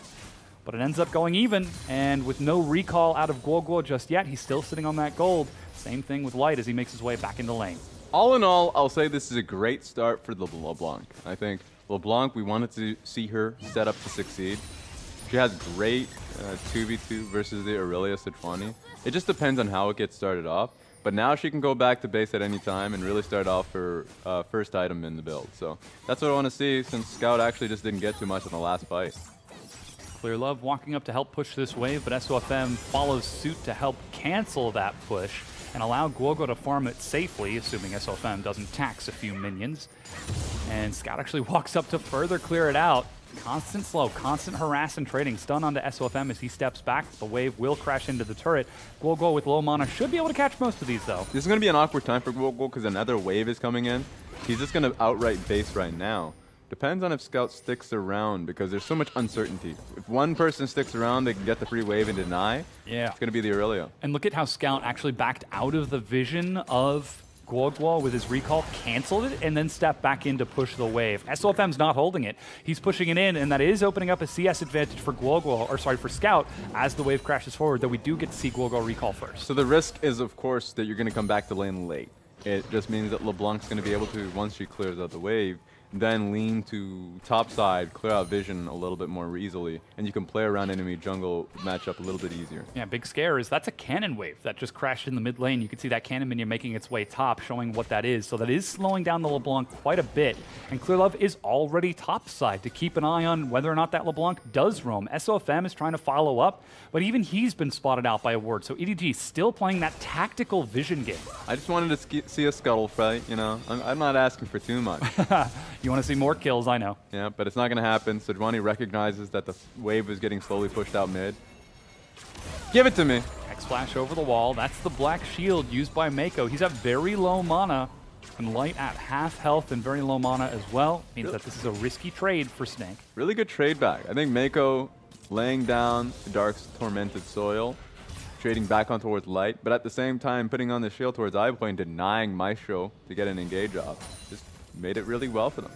SOFM. Let's go. He's about to face check into Clear Love. What? Ooh, just outside of vision. Now he sees it. Whoa, surprise. Awkward. That's a bit awkies. But he has been spotted now and looks to clear out some vision bottom to force iBoy and Mako back, unless Mako walks up and tries to bully Light. I know everybody in the chat's had the same interaction. You're walking down a hallway and you just want to be nice, so you move to the left to try and get out of the guy's way. The other person moves to the left and you're too. like, ugh. Right? Then oh no, he's moved right. Oh no. Now I'm just going to stand still and just... I go left, you go right. No, wait. No, you go left, I go left. Or you just curl into a ball and cry. Exactly. All of the earth just stops rotating in that one beautiful moment. Yeah. Now, Flandre did get a push up top. He's 11 CS ahead. Snare did land onto Scout. He's holding on to his flash as he ticks over to level 6. Three-man collapse mid, but Scout is already playing defensive. That vision setup keeps him safe under his turret. Oh, this is awkward. You're putting it into a 2v2 situation. Yeah, Flandre is still here. He's just forcing Ray to push out top lane. There we go. So that was the pressure. He's like, I'm just going to stay here, share experience, and make it so Scout is under tower for a little bit, unless if you push top lane. So forced Ray to make the call, and now he's going to be able to match the tower. Just shoving all the way into Flandre as Mako and iBoy are controlling that wave down in the bottom lane. A lot of this game, a lot of this series has been dictated by the jungle matchup, how SOFM has maneuvered around and how EDG in Game 2 were able to track him. In Game 3, it's defensive vision from EDG this very early on. We're not seeing a huge amount of wards placed onto the map from them just yet, but still plenty of control wards in the inventory for all three lanes, with the exception of Ray up top. And that's opening an opportunity for Guoguo to keep trading back and forth. That's the Ignite even being used. SOFM gets in. He's level 6. The Vanguard's edge misses, and Guoguo gets past the kill. Scout steps up before Clear Love can get there, and Snake find themselves in an advantage. Just frustration on Scout's face. Missing out on the Vanguard edge, but honestly, even if he hit, Clear Love was way too far back. There was no way for him to do it. It was just really well timed from Guoguo, knowing that SOFM was going to be there fairly soon, and so he just trades on towards Scout. Scout lost a lot of HP, dumping the Ignite on top of him too. 2-0. Guoguo's having a good early game. Oh yeah, absolutely. We did just see a quick roam from from Maestro towards that mid lane, which gave iBoy and Mako complete wave control over Light. So still, Snake sticking to the same strategy of leaving Light and Maestro out on an island. He's down 12 CS in this Varus to Kaisa matchup. Last time he was able to go even and hold that bottom tier 1 turret for, what was it, nearly 20 minutes? Yeah. Despite the constant push pressure from EDG. So we'll see if this time EDG can try to break it down just a little bit sooner, because now that mid lane looks like it might be another opportunity for Snake to continue to pressure with this LeBlanc. I think that once she's so close to, of course, has a lot of items underneath her. She can get herself the Luden's Echo, changes their matchup so drastically. So it's going to be a race for first item, and she's out into a good head start, not only having the first 2 kills, but also just Trinity Force is so much of a hefty cost that Scout's going to be on a timer.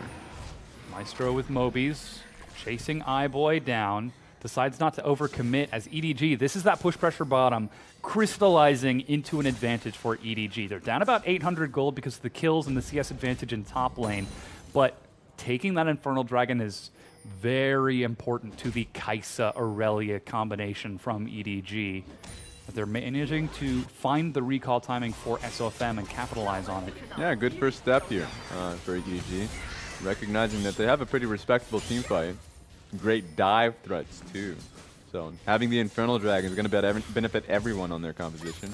Do you think we're actually going to see EDG look for any dives? Or are they just going to try and play it safe and try to defend the lanes as, whoops, Google steps out of that stun. Clear Love looking to chase. There's the Vanguard's edge, but double distortion. To answer your question, I think so. It all depends on what happens on mid lane. So funny enough, that was an interesting trade happening through from Scout. Because once Scout starts getting more ownership of the lane, as he is currently, then you free him up, look for bottom lane. That dive is 100%. It's going to be so easy to look for. So it's going to be all on how Scout plays out his own lane.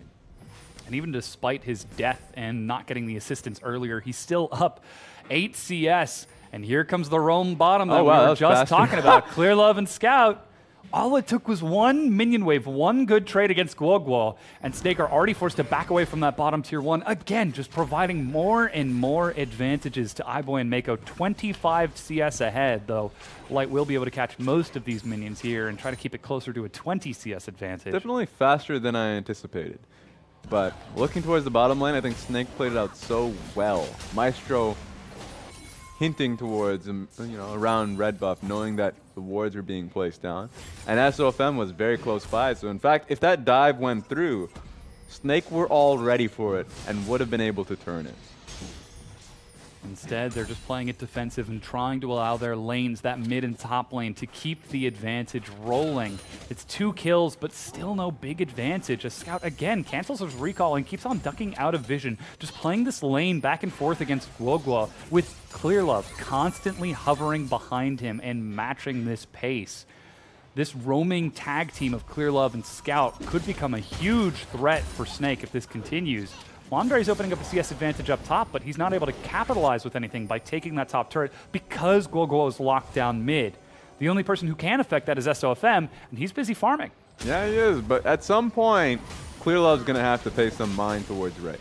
Because it's already getting bad, and there's no Black Cleaver on towards Flandre. He's getting there. Once he's able to pick it up for himself, then it's going to be pretty unfortunate for how Ray's been dealing in this lane.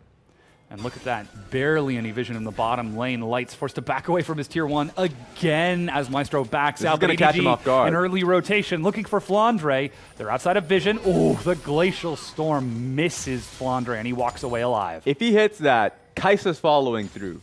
They did not expect a swap to happen so quickly, just in the early laning phase. They would have at least expected the first tower to go down before they indicated. But you can see how Ray was pretty, a little understandably feeling upset with how the lane was working out for him, and that would have eventually turned into a dive. So they had 2 bad matchups, turned it, and had a great opportunity on the pick on Flandre. Yeah, the lane matchups now work out very favorably for EDG, as it's an item buy advantage for iBoy, pushing the wave all the way up to the top tier 1 and countering the push pressure of Flandre, whereas Ray is allowed to catch the wave bottom and force a recall from Light and Maestro, who are only now headed top. Now they're trying to match. You can already see that Snake just wants to match these lanes. And so because of the late matches, they're going to lose a little bit of experience. Yeah. Not a cannon wave too, so that's going to be 3 minions tops. It's 2 full waves because they're also losing pressure bottom because Flandre has to recall and try and match that. Every time Snake answer a rotation from EDG, they lose out in small ways that allow EDG to equalize this gold difference. Well, usually the first team that ends up throwing out the lane swap gets the biggest benefit just based off that priority. Because technically they can keep doing it. They already had the first push top. You already see the base coming through. I don't know if that means that Kai'Sa is going to go bottom lane, but with how well the last push actually worked out for them, it's a possibility. Might be trying to break open mid lane as they set up a lot of vision to track SOFM and Maestro. Guoguo has been pretty effectively locked down here by this Aurelia, despite picking up the counter matchup, despite taking the confidence pick into Scout. He hasn't been able to open up even with 2 kills under his belt.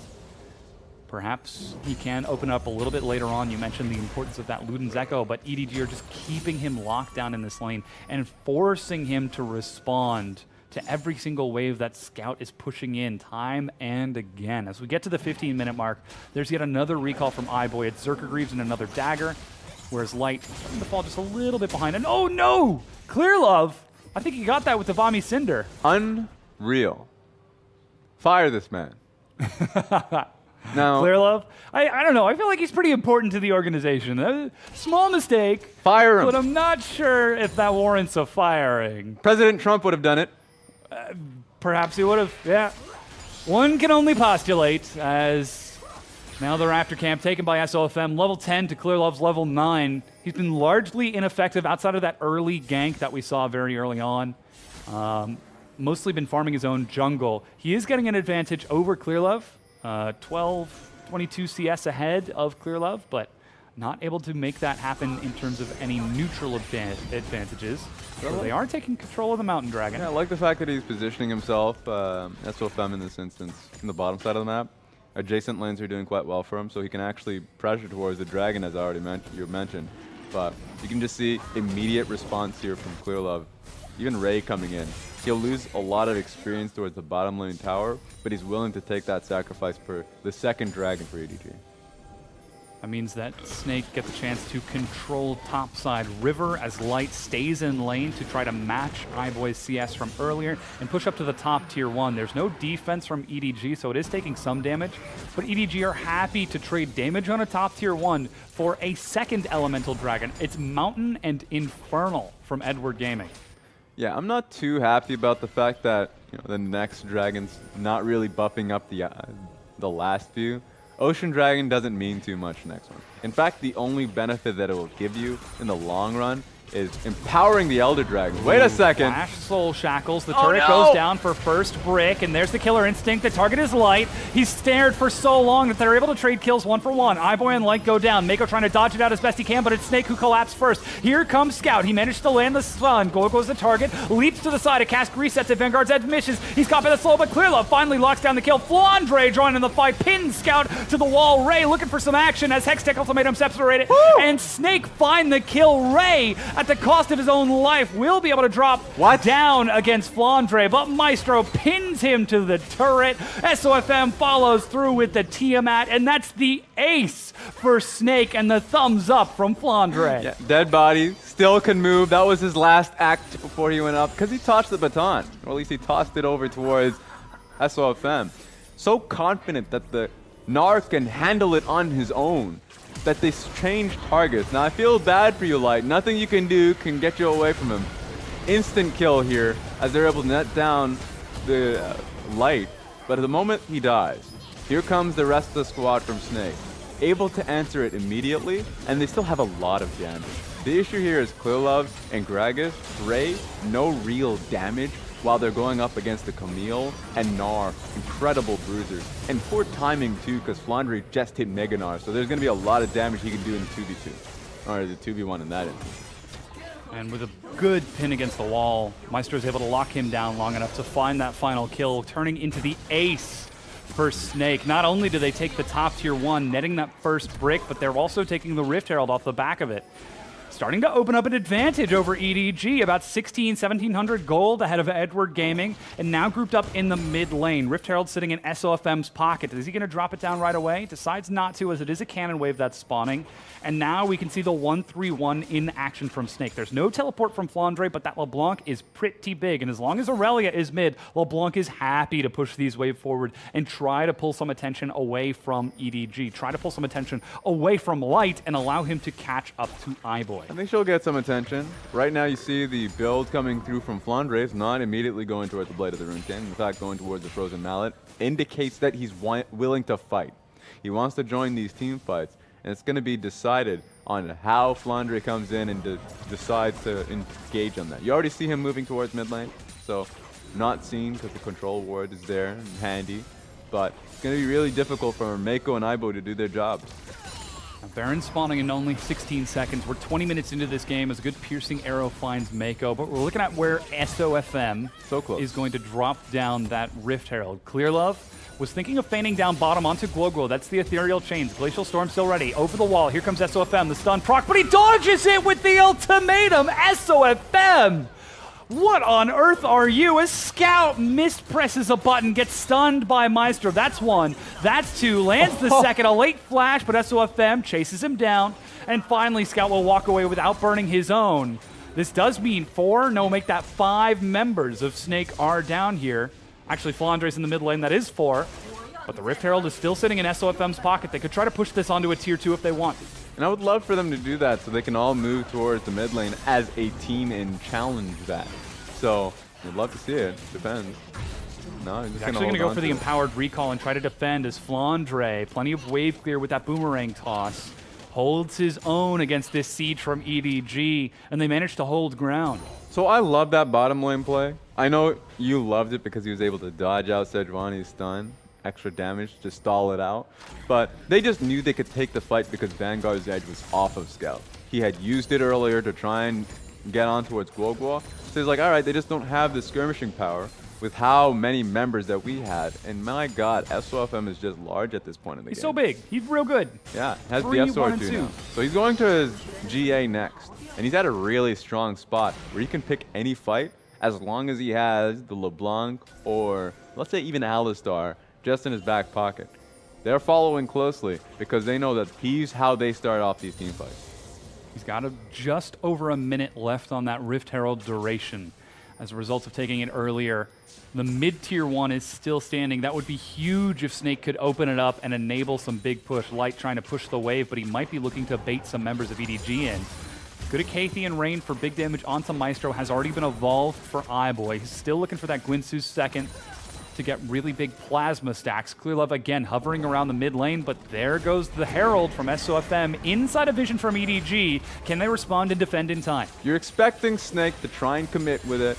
You already see Wokwa taking so much damage on towards iBoy. He has to bait. Yeah, with iBoy backing up, it's up to Scout to defend. Herald steps up to the turret, a stun, snares it down, but the auto attack finishes off the turret.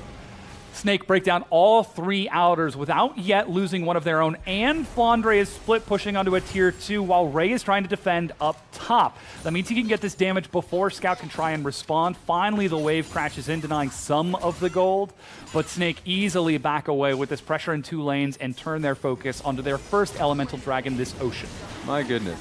In Shanghai right now, FPX are watching this one closely, and they're sweating bullets. Remember, Spring Split.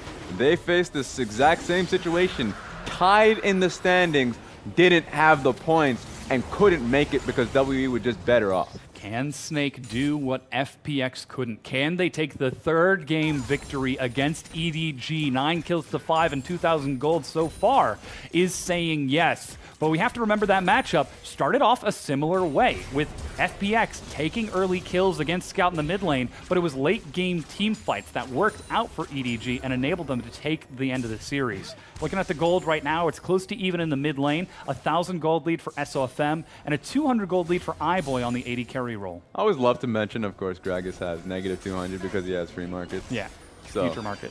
So for him, pretty good. Nice, feeling it. Can complete his items, Warmogs and Frozen Heart, just so he can get back onto the map. Doesn't matter, you know. Trust the banks. gonna have to come back and maybe pay it back. Very well could. Interestingly enough, we're seeing Light not looking at the Gwinsus. He bought himself a Zeal as SOFM is stealing away this red buff. Smite secure. Scout looks for the stun but misses. Maestro slowed by Ray. Clearlove is behind them. It's a 5v5. Line on two sides. Guoguo has found Scout. Good distortion for some damage. Forces Scout to back up to the minion wave. Trying to make use of his electrocute proc. Couldn't see it there. But as long as he can make Maiko, iBoy. Okay! Oh, they're looking for the targets. iBoy goes in. Guoguo over the wall, but that means that Guoguo is out of this. Flandre is close to Mega. Forces Maiko out of this and lands the kill. Pinned against the wall. 4-man stun on top of the ultimatum. Scout dances around it, but does he have enough? iBoy is running for his life to try and survive. The stun is ready, but he lands the Acathian Rain. iBoy is feeling it. Flashes over the stun. Can he get the plasma proc? He does. Turns onto Maestro. Gets a second one. Guoguo trying to chase with Light for a double kill onto iBoy. The slow from Ray. He's body blocking, but Guoguo gets the double. Dies under the turret, but absolutely worth it. Heroes coming out of Snake. They found themselves the kill when they were I just wasn't expecting it. I think the major king here was Flandre. So close to Meganar. And it was a perfect timing near so many walls.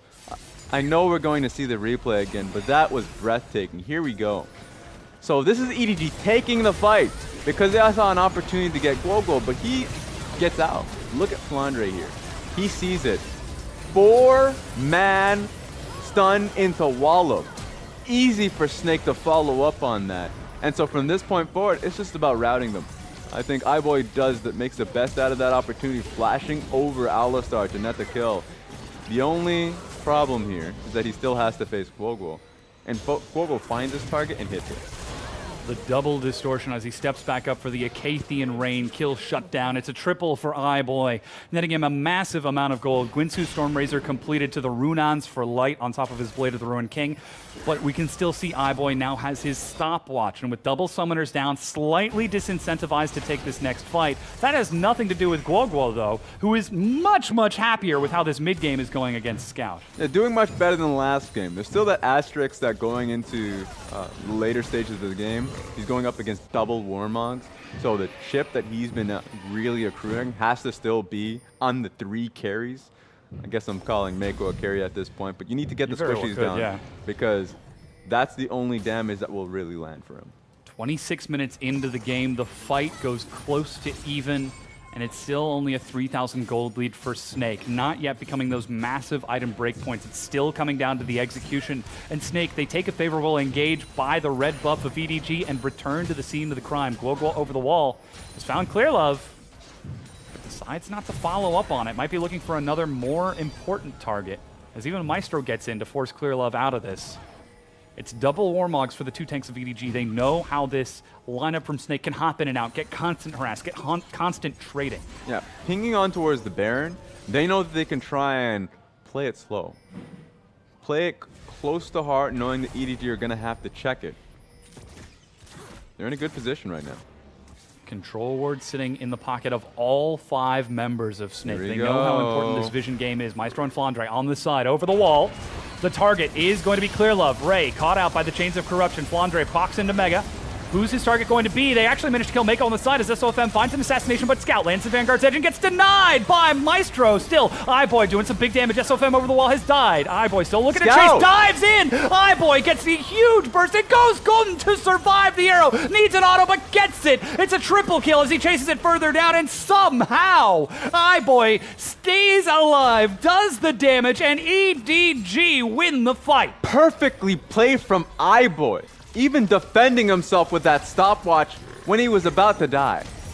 I cannot believe how well set up Snake went around for that fight and are losing the world for it. They're turning onto the Baron. That Kaisa shred has got to be respected with the AP Plasma. Baron goes down. There's nothing Light can do. No summoner spells, no QSS, no way he can approach that pit. And here, let's take a look at that again. Snake think they have the ones. They think they set the trap, but they get pulled in too far. But here's the best thing about this. They had moved away from the Alistar Gnar combo. So Gnar does get an ultimate, but by searching for it, looking for it, they lose focus on the real threats of the Irelia, and iBoy just right neck deep into the thick of things.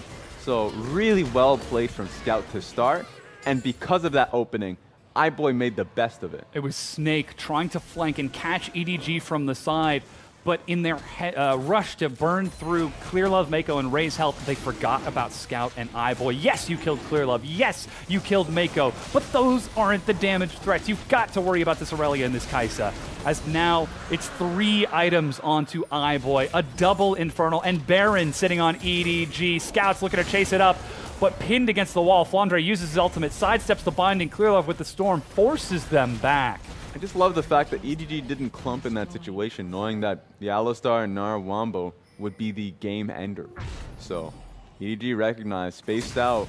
Clearlove took the brunt of the damage, but it allowed so much for the carries to just flank through. So if you're light and Guoguo, you're not really dealing an infinite amount of damage that iBoy and Scout currently have. SOFM flanking on the red buff, trying to steal away everything he can to get every advantage against EDG, but he needs to be ready with his team. He's looking for a flank, but that means that turrets are undefended for Snake. Bottom tier 1, mid tier 1, gone. Bottom tier 2, about to fall. EDG have just equalized and now taken a gold advantage. If fights were already dicey when Snake had the lead, this is going to become real scary. He can't be mid at this time. SOFM is not prepared for what's going to be a dive. Guoguo leaps out with the distortion, but the inhibitor is undefended. Snare lands onto Maestro, gets a good 2-man knockup, but iBoy still in the back. He's got his summoner spells back up as Flandre is trying to chase Mega. Clearlove goes down, but Scout dives in. He's managed to get the kill, and he is dancing wildly. The Cascari separates it. Scout comes up big along with iBoy, and that's EDG taking the fight. They've separated Snake entirely. SOFM tries to flank to cut the minion wave, but EDG have already done it. They've killed 4 members from Snake. They turn onto the Nexus turrets,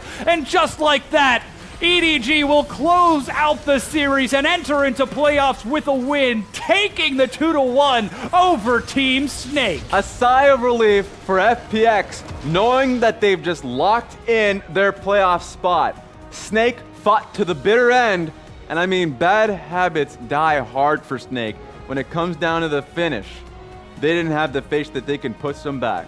In just a short span of 4 minutes for Snake, they had complete control of the game. They were setting up the flanks, they were setting up the ambushes, but all it took was 2 fights, 1 Baron and 1 botched split, and the whole game tipped over.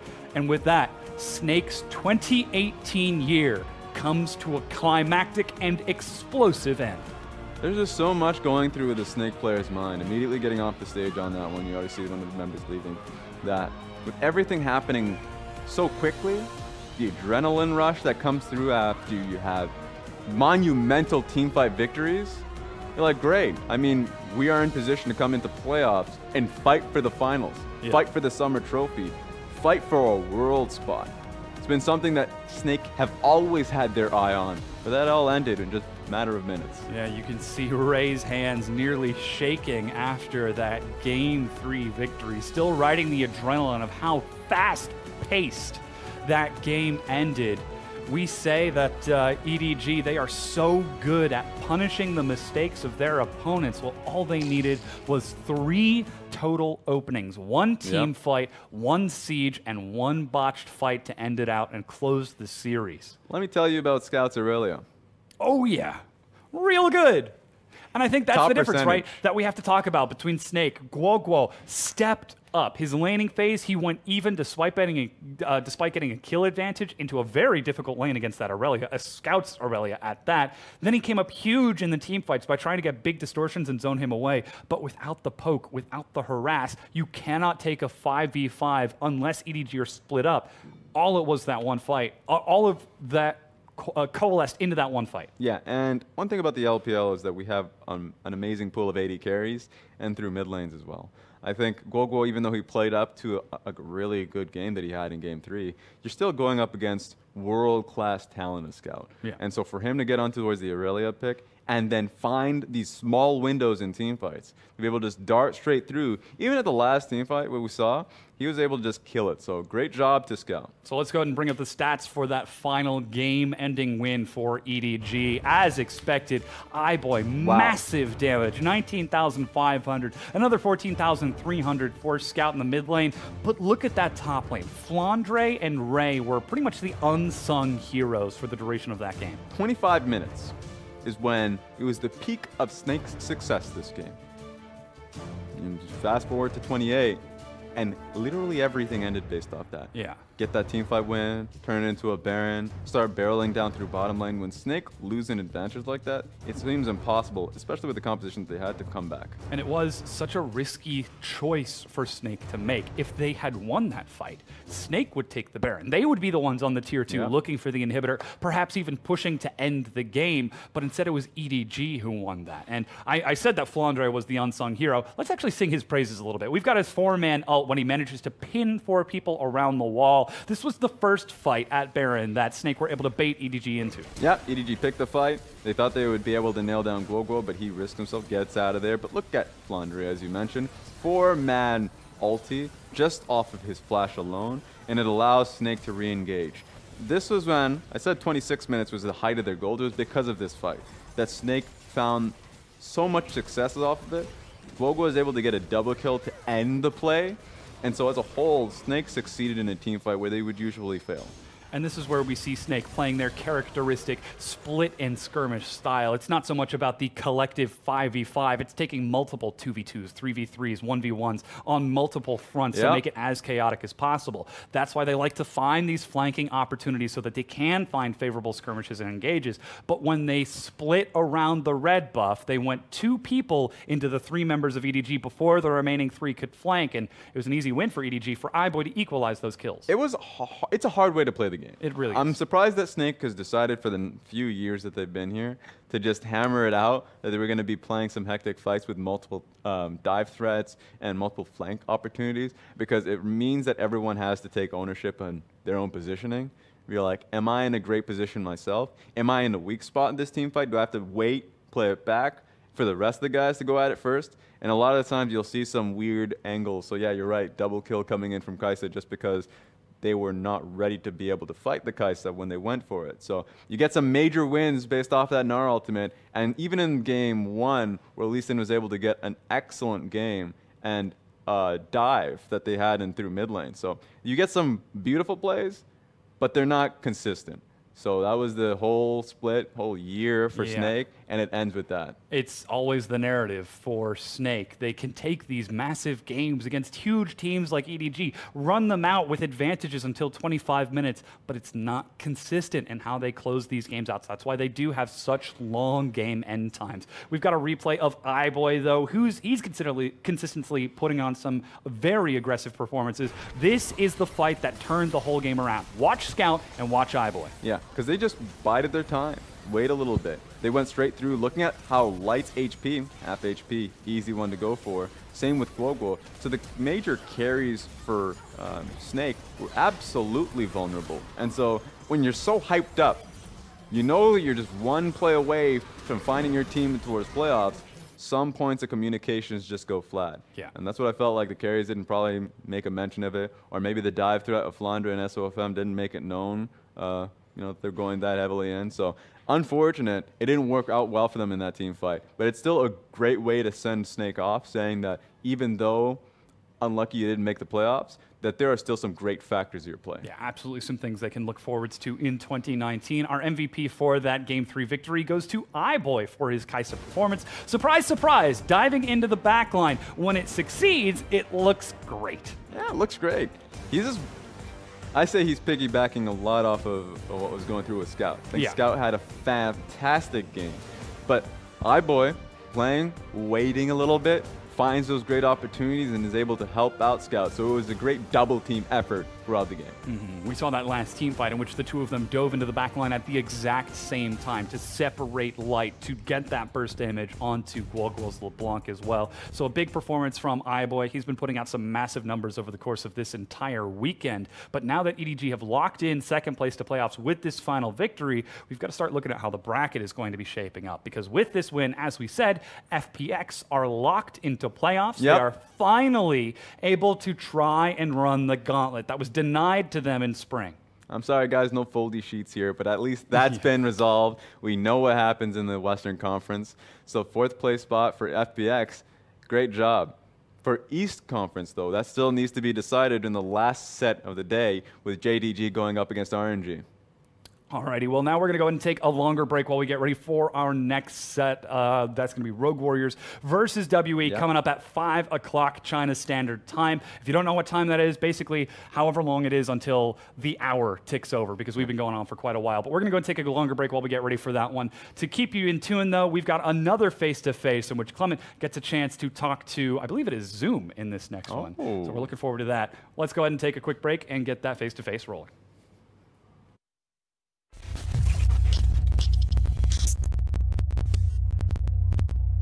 Welcome everyone to Face to Face Episode 5, where we sit down with BLG's top laner, Amazing J.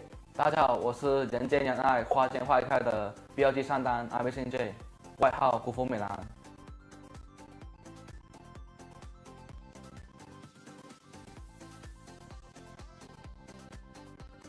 In a lot of interviews, you're so candid about your own mistakes and your teammates' mistakes, which is really rare in the LPL. Can you tell us a little about how you guys communicate with each other? 就每一输一把比赛，我们会回去检讨的嘛。检讨的时候，我们每个人都会先说出自己的问题，然后多说出来，然后教练再会去总结。AJ, your most noteworthy stat is that you take the most damage to kill per death in the entirety of the LPL. What do you think about that? 因为可能我玩的坦克英雄比较多嘛。You're really well known for your teamfight, so I want to ask you, what is the perfect teamfight teleport? 像 S6 打 WE 那种嘛，人都拉得非常的远。传送绕后了，这边 M 要来了，赌一波了，要打赌一波，从后面过来的，但是一个推把两个人推走，弱的坦不住吗？这边的金角闪现出来，这边有小了。他们的注意力都在我们的前方，也有那种很关键的控制技能，那种 TP 位置是特别好。So the key is to come in from the back. 因为从后面来的时候，对面基本都很难反应过来。I think the story of AJ to me is the story about the value of confidence. How did you build that confidence up, and how does it help your play? S6 3级跳的自信是大部分都来源我们两个教练嘛，因为那两个孙大勇跟峰哥他们 S6 的时候都会一直给我们洗脑，我们很厉害，我们很强。现在的自信应该是来源自己的单排吧。What's the origin of your ID? 因为打比赛也有英文 ID 嘛，就有个朋友就帮我改了这个 ID， 我觉得挺好看的，挺好听的，就取了这个 ID。So you're known as the ancient beauty in the LPL. How did this name come about, and what do you feel about the title now? 就我感觉这个名字一开始觉得它是一个对我来说是一个嘲讽嘛。就现在来看这个外号都挺好的。Why do you think it's a good name? 就古风嘛，我也挺喜欢的。Is there a meme about yourself that you enjoy? 裸跑还有女装吧，这种最近的梗都比较喜欢嘛。What do you think are the main areas of improvement for the LPL? 关键可能是 S5、S6、S7 给 LPL 留下了很多遗憾吧，改变了整个 LPL 的风格吧，都变得。很敢去打，很敢去拼，所以拼赢了很多比赛。So it's basically a willingness to all in whenever we see the opportunity. 敢打嘛，以前都是学习别人打法的嘛，现在都是拿自己的一套出来跟别人干。We have a question from Lingyue 2018 on Weibo, and he wants to ask your tier list for the LPL top laners.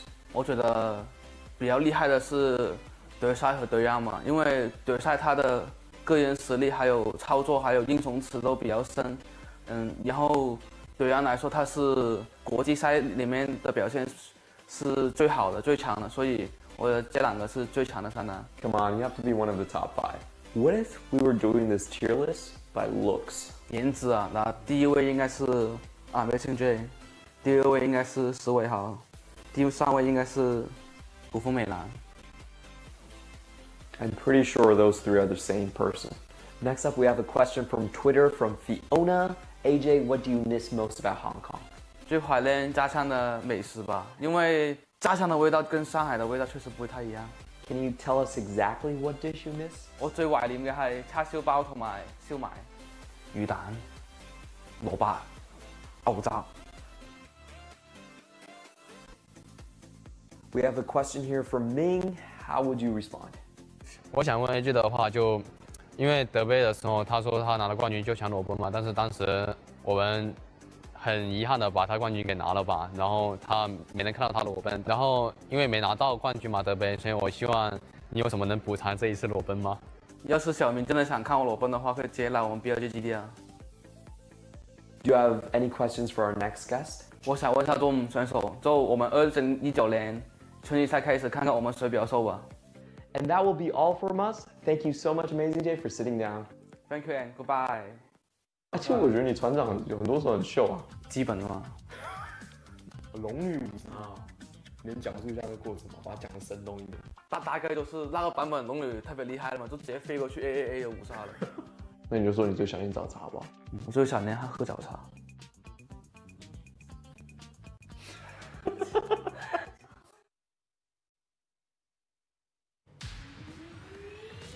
Hello everybody, welcome back for our marquee matchup.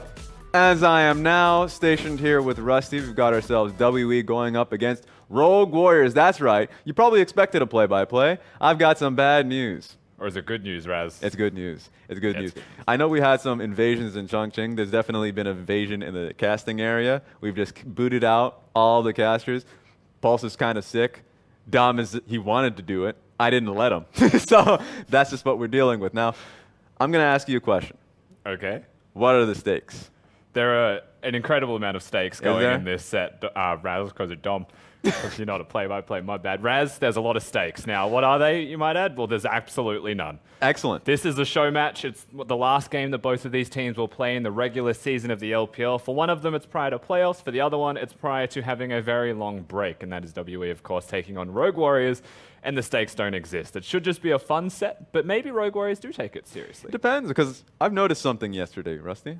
I've noticed that there was an invasion. I already made a mention of that. I preluded to it. There was a lot of WE fans in Chongqing. This is going to be a great day for esports in Chongqing, especially. We've got a lot of games happening here. But the fans are there.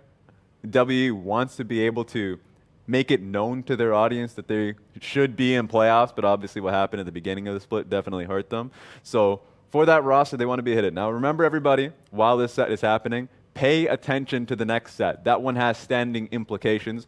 Whoever takes the second place spot, RNG versus JDG. That will happen no matter what. The game's being played in Beijing. So if this game goes on a little bit too long, we will cut that short to find ourselves in the match of the week. Exactly. So pay attention to the clock just as much. If this happens to go to 3 games, we hit 7 o'clock, we'll most likely hot swap straight into that set because it's an absolute banger. It's the biggest set of the split for both of those teams. Especially because if you finish 3rd, you're on the Invictus Gaming side of the bracket. No one wants that. You don't want that. So that's why we're going to immediately go in towards the standings, what the playoff picture will look like for us. Because with the last games being completed, the Western Conference is done and dusted. We know that 4th place is now belong towards FPX.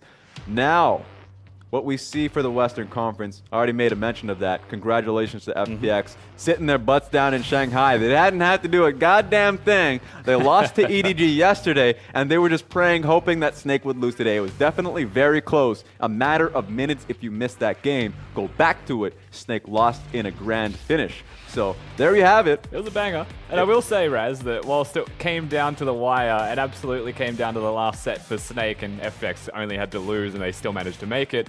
That's because Snake lost like every set they've played in the past 2 weeks, and most of them were even 2-0 defeats. So Snake, with 6 sets left, compared to their opponents who had 3, managed to lose all of them but 1 set. And they had all of the opportunity in their own hands, and they still found a way to somehow not make 4. And now, one of the teams that took them down, Snake just needed to beat down WE. That didn't happen. Not at all. Because WE feeling very damn powerful as we're getting into the pick and ban. So for WE, definitely a matter of pride for them. Going up against a newer RW roster, Holder in the top lane, Kiwi. Let's look through the pick and ban. What do you expect to see? I mean, for me, first and foremost, you've got WE against Rogue Warriors. Claire to mid is a big pick for Doinby, and I'm not expecting to see that one banned away. Share's got such a deep champion pool that I'd have to imagine after this many weeks, you know, he's got something that he could potentially, I should say, play against that. We have seen some successful picks, namely from Icon, playing against that pick, and this is actually one of those. This is actually pretty hectic. Aatrox and Akali still left open. So Rogue Warriors is just saying, let it all free.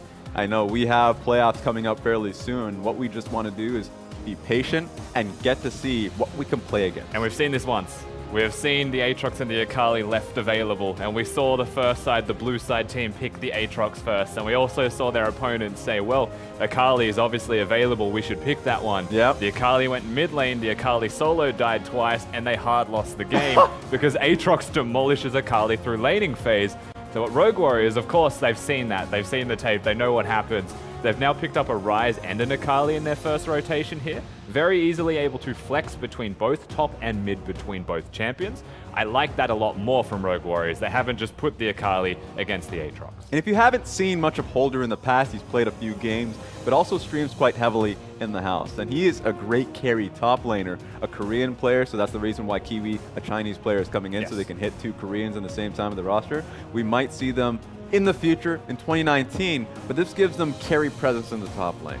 Different than Mouse, who comes in with frequent tanks. So we're already seeing the Ryze picked away so Akali can have a better laning phase. You already made a mention it. Do you expect the Aatrox to go mid lane here? I mean, I would expect that Xie is the one to pick up the Aatrox, but if you remember back to Asia Games, he wasn't confident to pick the champion. That's true. He had some different options there against some of the best mid laners, namely, of course, Faker in that case, in the world. So I would say it should go mid. However, 957 also has the capabilities of playing those carries himself. The concern for WE is that they're on blue side, and Rogue Warriors, if they're smart, they won't show where that flex is going until the very end of champ select. So you're not really sure what's going to happen there if you're WE. I've got some bad news for Ben here. He's losing a lot of supports. Tom Kench, Shen, Rakan, Alistar. He's going up against the Braum. What do you expect to see him pick up here? He may be the Gragas. Oh, now that's that true. I look at it, right? That's true. There's not a lot of options remaining in terms of tankiness with Alistar, Tom Kench, and Shen gone. Especially with Rakan going with the Xayah that they banned away. Of course, they picked the Xayah for themselves. So some curious stuff here from WE. However, I would imagine if they need a tank in the support position, the Gragas would fill that role. And there's still a few possibilities with this, like maybe a Lulu pick. They can still go towards a mage support, knowing that they have a pretty hefty bruiser tank in the top side. Yeah, it's about being into the Akali as well, right? That's the Xayah true. runs the risk of dying for certain. The Ryze can machine gun. It can also get into the back line. So I think you're right. There is absolutely a world where a supportive, Janna Lulu-esque style support is definitely on the cards here for WE.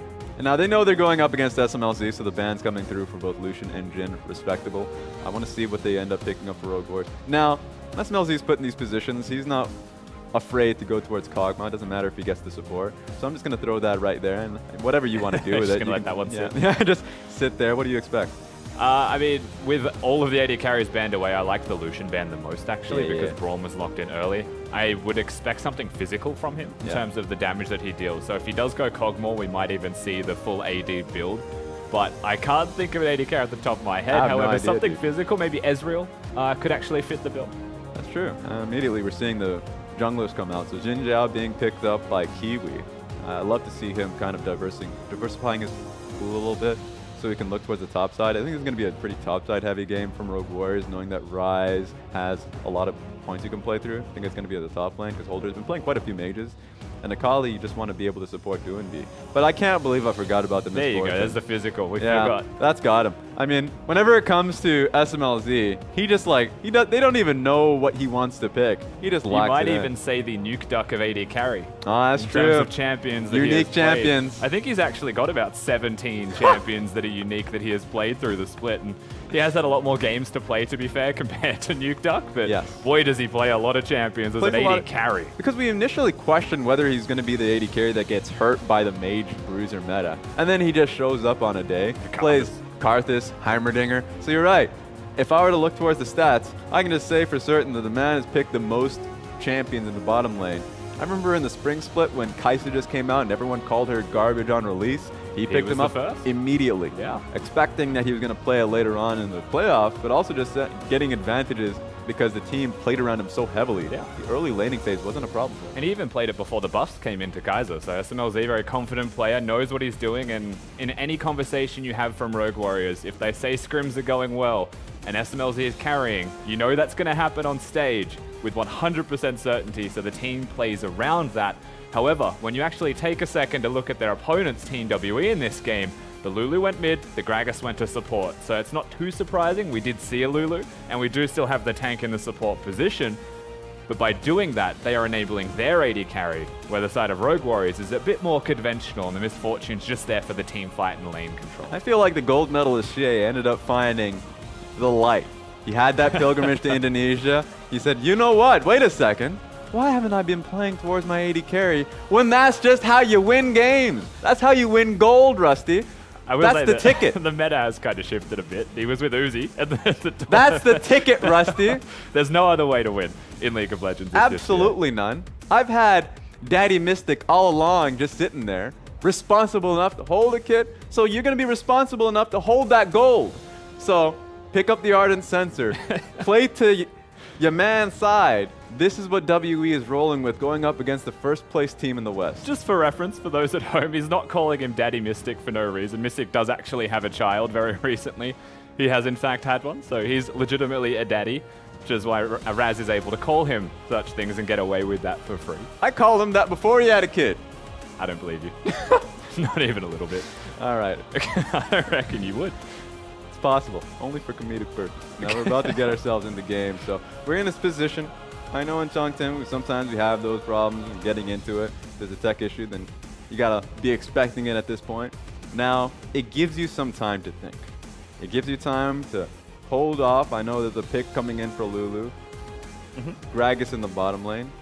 Some questions toward Gragas players. You only see, if you look towards Europe, you see some bad Gragas supports.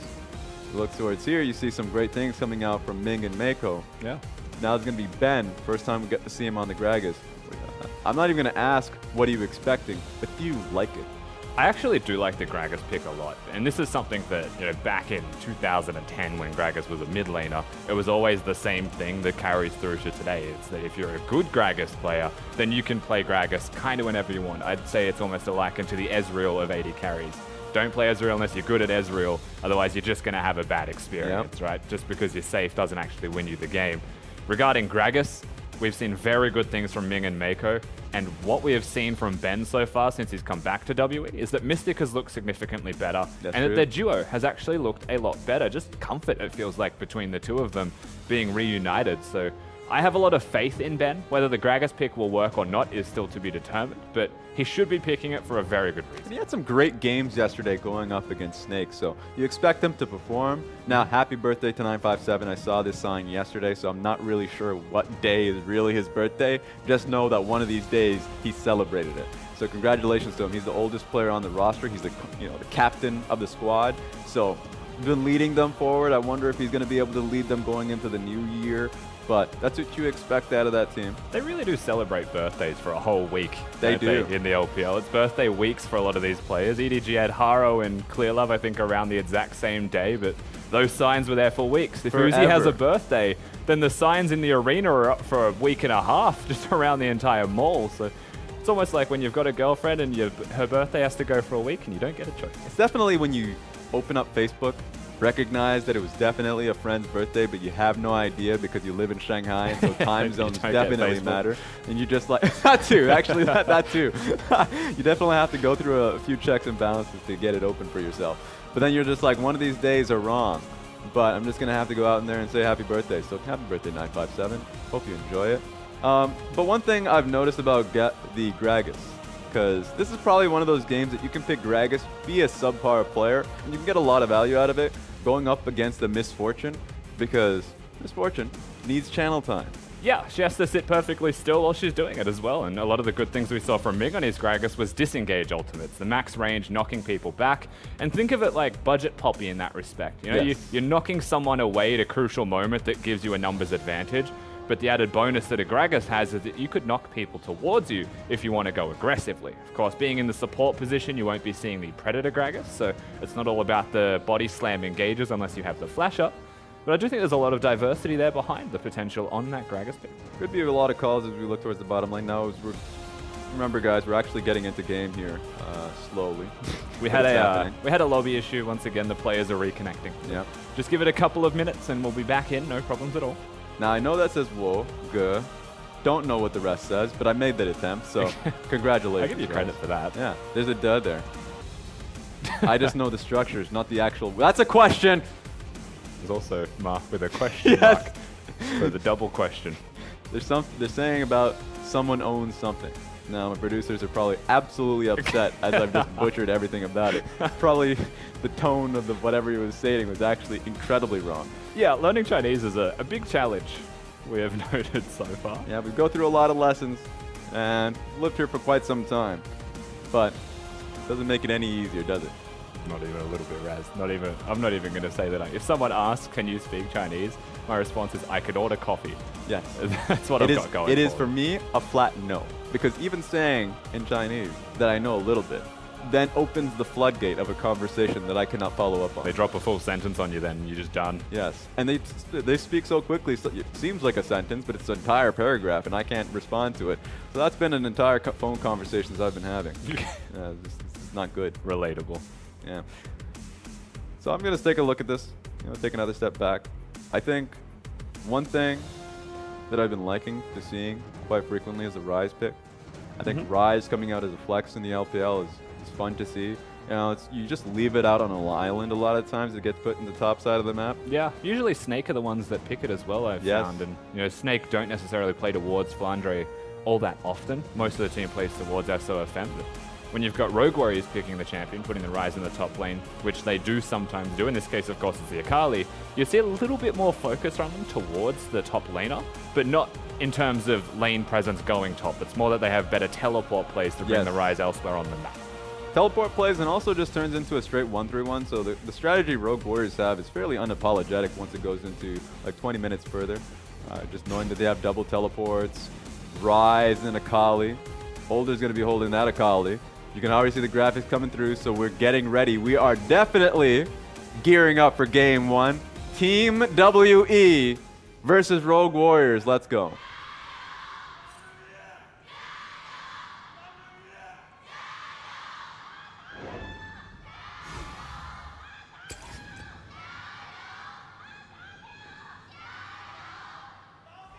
Now I was getting excited. The crowd got excited. Now they're just chanting to a sepia screen. Yeah, you got to let them cheer first before you get the pause across. So I respect that from the players. Last time we had a pause and it happened at the start of the game. The fans weren't sure whether they should cheer or not. Yep.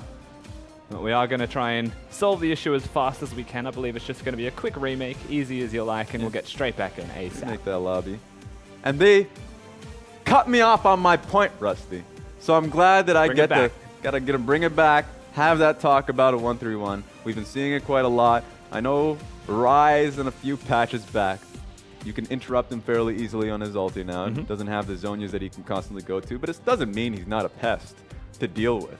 And so composition from Rogue Warriors is fairly cheeky in terms of dealing with those 1-3-1. Yeah. They can also come in flank positions in team fights.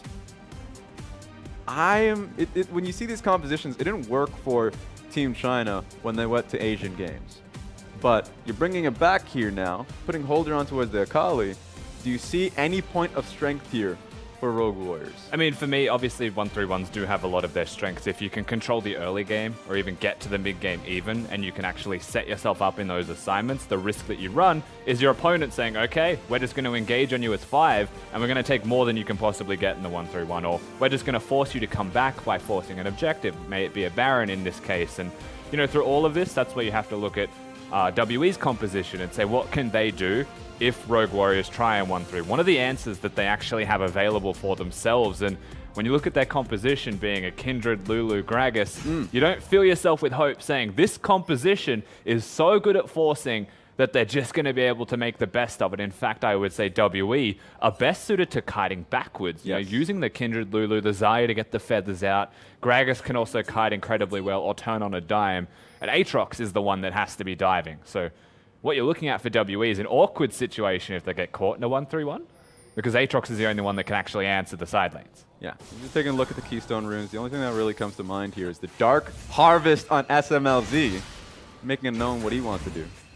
Absolutely. I mean, of course, they're going to invade a little bit aggressively here, Rogue Warriors at level 1. Now, the Dark Harvest Misfortune, Raz, I'm sure you're a little bit familiar with it as well. I was harping on about it the day it came out. Yes, you were. I saw some tweets from one David Freaked Hurley about it as well, but it suits the trade patterns of a Misfortune. Being able to hit in short windows and burst people out, it adds that little bit of extra depth in that laning phase. Lulu's actually positioning to come in at a flank, because this is a prolonged fight. Yeah, definitely resetting. So, oh my God, please. All right, SMLZ is getting smacked by this Gragas, but he's going to have to back away. A little bit awkward. Never ending. Yeah, no, Ben's going to pay the higher price. that was actually, he's going to pay that one. That was just not smart. So he goes in for the double bop. Sure, that's impressive, but you don't have anyone to follow up, and there's a Braum. So level 1 versus a Braum, definitely not the best choice. It's a game of chicken here as well. Rogue Warriors, they'll get the kill, so they'll set themselves up nicely as the end result from this, and it's a massive victory for Kiwi above all else. Pepper, level 1, SMLZ. Oh my god, please! He's going to make it out with no health to his name, though. Mystic now completely caught. He's on... Actually, no, he's not completely caught. He's on the right side of the map. But look, we're good. Mystic respected SMLZ. The man was one auto attack away from death, but he was like, he has heal, he has flash. I'm not going to touch that man. He's beside some very burly people. So, respectful there, understanding that the summoners are still up and available. Yeah. Kiwi, though, disrespectful. We're going to walk up to CA. Get out of this lane. And it is important to note, of course, it's the heal for SMLZ, not the teleport. Kiwi's now about to face check 2 of them. Okay. He's in trouble. Welcome to the LPL, buddy. He's really feeling the fire. Now these Raptors are going to hurt. That's actually really big. He has... Oh my lord, he was close to dying. Pepper has flash. Why do these people not just walk away? This is a big skirmish. Just a glorified skirmish happening across map. I don't know what I expected. I knew that this was going to happen. There was not going to be a play-by-play for this series, and we decided to do it. Yeah, we picked the Rogue Warrior set, didn't we? We did. It was not good. To be fair, I have speculations that my play-by-plays hate me. It's been 2 weeks and I haven't seen a single one of them. Yeah. I was casting with Frostgird last week, and this week I've got Raz. Nice practice for playoffs, by the way. So immediately going into SMLZ, there's a rune page. We already talked about the Dark Harvest. There's a bit of a healing that you can get done in the rune phase that he's netted himself. So yeah, SMLZ, the wave is actually very damaging for Mystic. The usual way you play up against the Xayah is to deal with the range advantage. Yeah, that's range advantage there. So I want to see how he ends up doing it, because a lot of the times it's very linear playing up against Misfortune. You know what she's trying to do, but whenever she sets up the wave, you just have to stand back.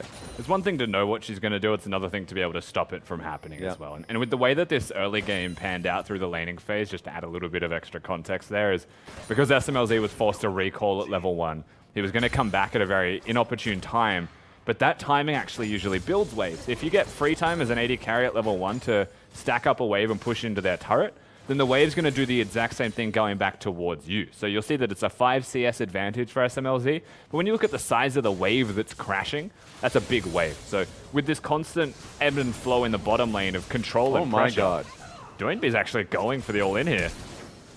Yeah, he had to flash on that. Didn't have much mana, but he had enough for the Q. So Shay's gone. No flash for him.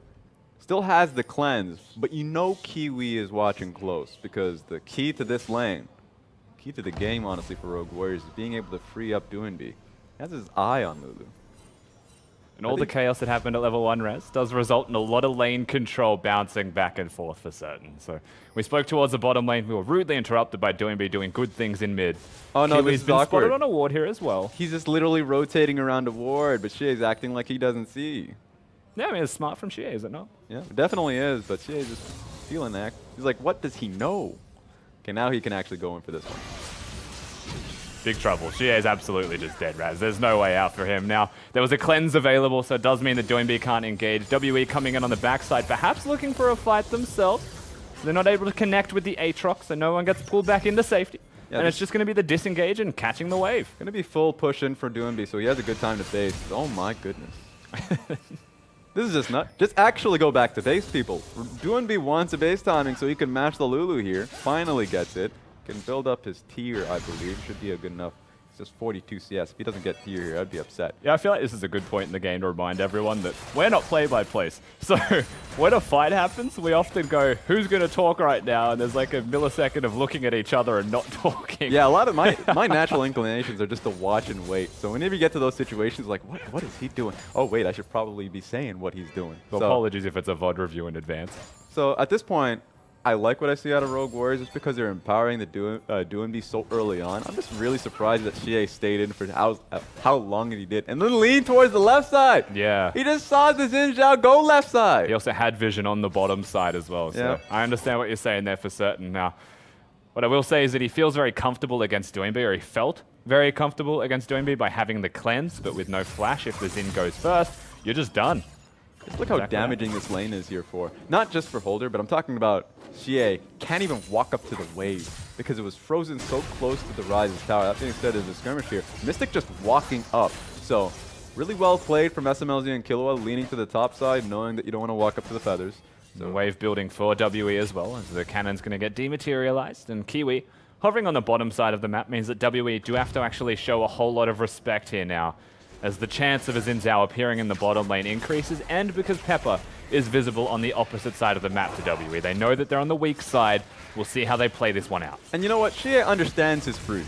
Working with Melon in the spring split, understood that Melon's usual inclination is just to gank mid lane repeatedly, non-stop, and has to go up against Kiwi, and Kiwi just knows at this point, especially after what happened in the early gank, that just play it safe. DoinB has full control of Kiwi. Kiwi is actually just doing his job. This is nasty. Yeah, this is nasty. What are you doing, buddy? DoinB's got the level advantage. He's also gone for the double Dark Seal with his Corrupting Potion. So when you actually look at the mid lane, that's a whole lot of sustain. Xie is going to try and match it of his own accord, but he's nowhere near as tanky as that of DoinB right now with the state of this lane. It's pretty much an entire tier in advantage for DoinB right now. So how does WE break this curve? Because they're losing top side, or at least mid lane, and then in the bottom lane so heavily that Kiwi's just taking full ownership of the red side jungle. I know Pepper's walking in here, but he's going to be met with a lot of power. So what would you like to see out of Pepper? I mean, I'd like to see Pepper bring 957 if possible, because like we spoke towards just as the game started, he's the one big source of engage or dive alongside the Gragas. And I really would like to see him come in, maybe make a play towards mid lane with the Kindred. DoinB, in his current state, has no flash. So the way that he's playing this lane out so aggressively is a big confidence play around having Kiwi nearby, and that's where I think you just go for the numbers overwhelming and try and get a play with 957. Now, tragically, he doesn't have the teleport. He doesn't have a real opportunity to get in there unless he pushes a wave in top and disappears downriver. You can see the control that Rogue Warriors currently have on that side of the map. Yeah, stealing blue buff. Now, blue buff is going to be spawning for Rogue Warriors, but you have a lot of time for Kiwi to go out and defend it. So Pepper's going to be in a really tough spot. He's here clearing out wards, which gives Mystic a lot of pressure, but he's not going to be supported when he ultimately walks in to try and take the blue. Yeah, they want a blue trade. You can see the way Rise is now posturing himself. Doesn't have a ward, so he's just going to have to physically embody the ward and place himself in that area. Most likely just going to be 2 blue buffs for free here for Rogue Warriors after a nice little invade. Now, you can see Xie reeling. 20 CS behind in the matchup mid lane after how dirty DoinB was for so long. Just 9 minutes into the game. So, you nasty. Yeah, you just not. That's not cool. You reckon that was intentional? It's possible. It went to 22 health. I'm not sure. I don't know, man. I'm willing to say that Kiwi just stole that. Yeah, I think he just wanted that. Oh, he's going in. That's the best thing about Akali. She's just going straight for the trade. The moment you have Obscurity available to you, you just win all trades. You have the Electrocute proc. You can constantly send out your own trade pattern. Best thing you can do is Q, EEQ, so you can get the full trade off. If you would like to see that being said, you can get baited in. He doesn't have Obscurity for a little bit, so you can't send out another Shroud. So Pepper's going to have to commit to a long wait here. There's also now 3 people grouping up in the middle lane. SMLZ has been left on Here his we go. lonesome. Holder. Get it, Raz. It's actually, okay, I'll just go for Talk me through it. Look, Holder is completely safe. But I don't know about Xie. This is actually going to be easy for Kiwi to just tell. Oh my god. Heaven to Betsy. That's what I'm going to say. I'm stealing that one from Quick Shot. You didn't even know where that was coming from. Okay. I legitimately didn't know if DoinB was going to try hard for the kill. He had the flash available, so he actually could have flashed on his head, but it wasn't going to happen in that instance. Playing it safely, doesn't want to give too much away since Pepper was still on the map. No, and it would have ultimately just been a summon a spell trade as the end result. Xie with his ultimate with cleanse and flash available. More damage to be placed down, and this is very good pressure in the middle lane from Rogue Warriors. It's going to eventually become a turret. Xie does have to get out of here. If he gets rune prisoned, that's a full combo. So at least Xie is respecting that. It's always in arm's reach, but remember that's a flash still available for DoinB. That being said, with how poor this lane's working out for Xie, he's going to need some help. Pepper's in the area. Maybe he can hold the wave. There's a possibility on that front, but at least WE's clearing out the vision around this one. Pepper, get the hell out of here. Yeah, Pepper's not going to be able to hold that one either, especially not without CA nearby. And of course, without the teleport, not going to be coming in to assist whatsoever. That is shared first turret blood.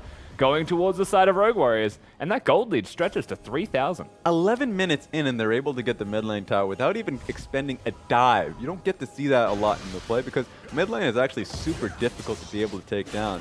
Usually you can get some help from Ben, your support. Yeah. Maybe your top laner. In this case, 957 had a lot of pressure in lane, but didn't actually move out towards mid lane and give much help.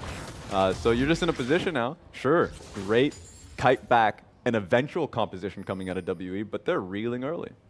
Kind of left him out to dry here, CA, having a very rough experience. Of course, when you look towards the winning lanes on the map, you'd say that 957 is the one big winning lane. It's very hard to beat a Xayah and a Gragas in a 2v2, but they'll just sustain and not really win that one. Misfortune does have the slight edge in terms of lane control, and Braum making a pretty significant difference there as well against the Feathers.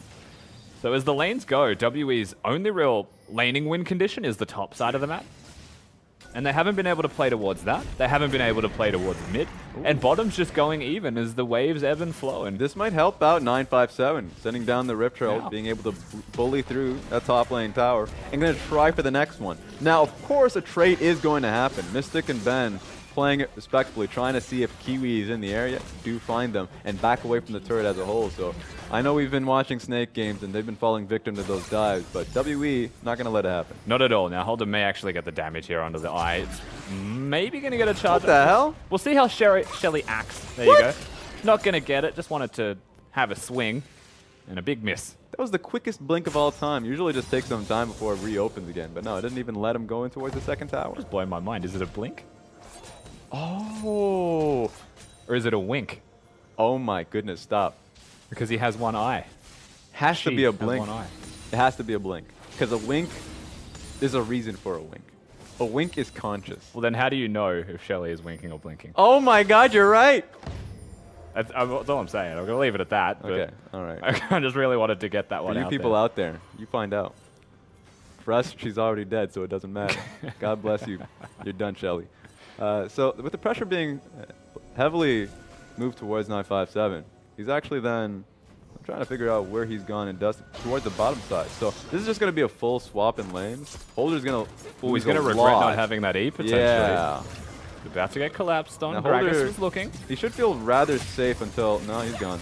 What? He's going to have to take some time before his next ulti. That's his second ulti. So he should be fine unless a Ben just decides to not have cooldown.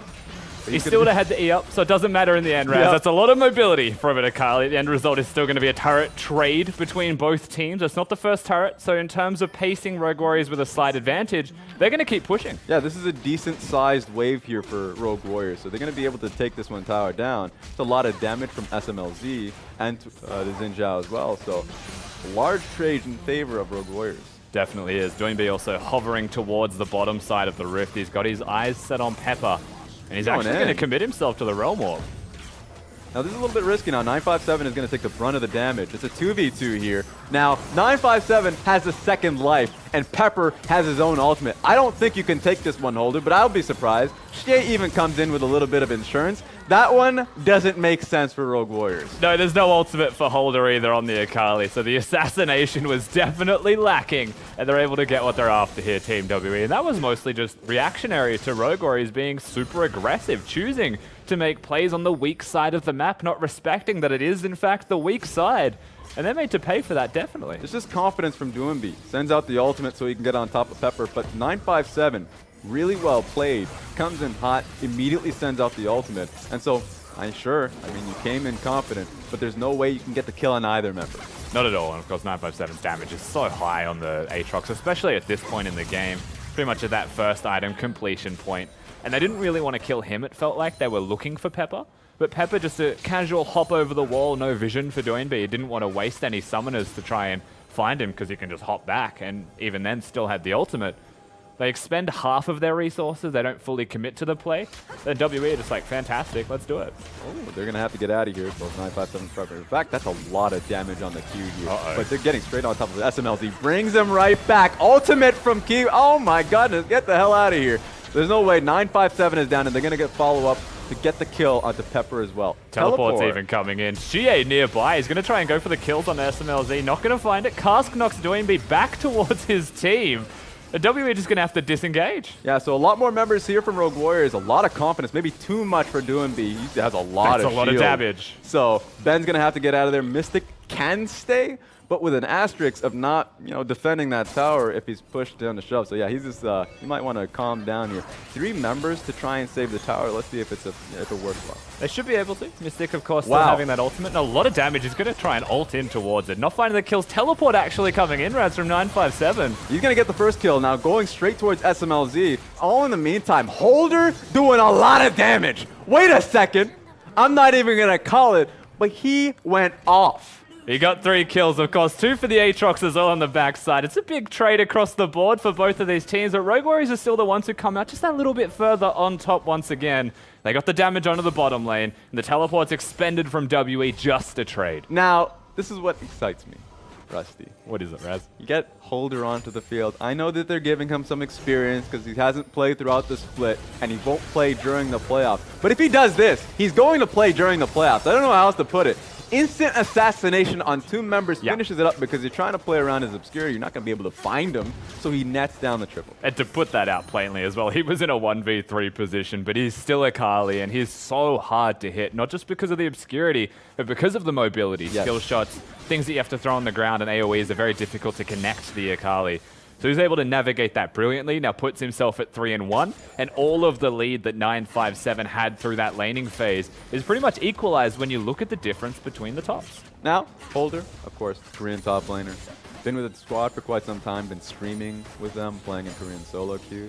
And he is just he's a treat to watch. Played in Korean challenger scenes for a little bit, so got scouted by Rogue Warriors, bringing him onto the team. And he's just played carries specifically, only. Seen Vladimir, Rise, Holder now on to the Akali pick that we've seen Let Me Play an Asian game. And so he's coming out, taking names, going up against 957, which the league respects. Every top laner in the league comes out and says that 957 is a player to beat because he's so in tune with the rest of the squad. And Holder's just saying, I don't know how to respect you. I'm going to respect my elders. I'm the young gun. I'm that young blood. Do you think that he's better than Mouse, though? I think it's a really difficult conversation to have, right? It is definitely difficult, but we're going to find out. Holder's getting a lot of damage. If he can get out of this one, then I'll say he's better than Mouse. But 957, already hearing me say that, says, come back here.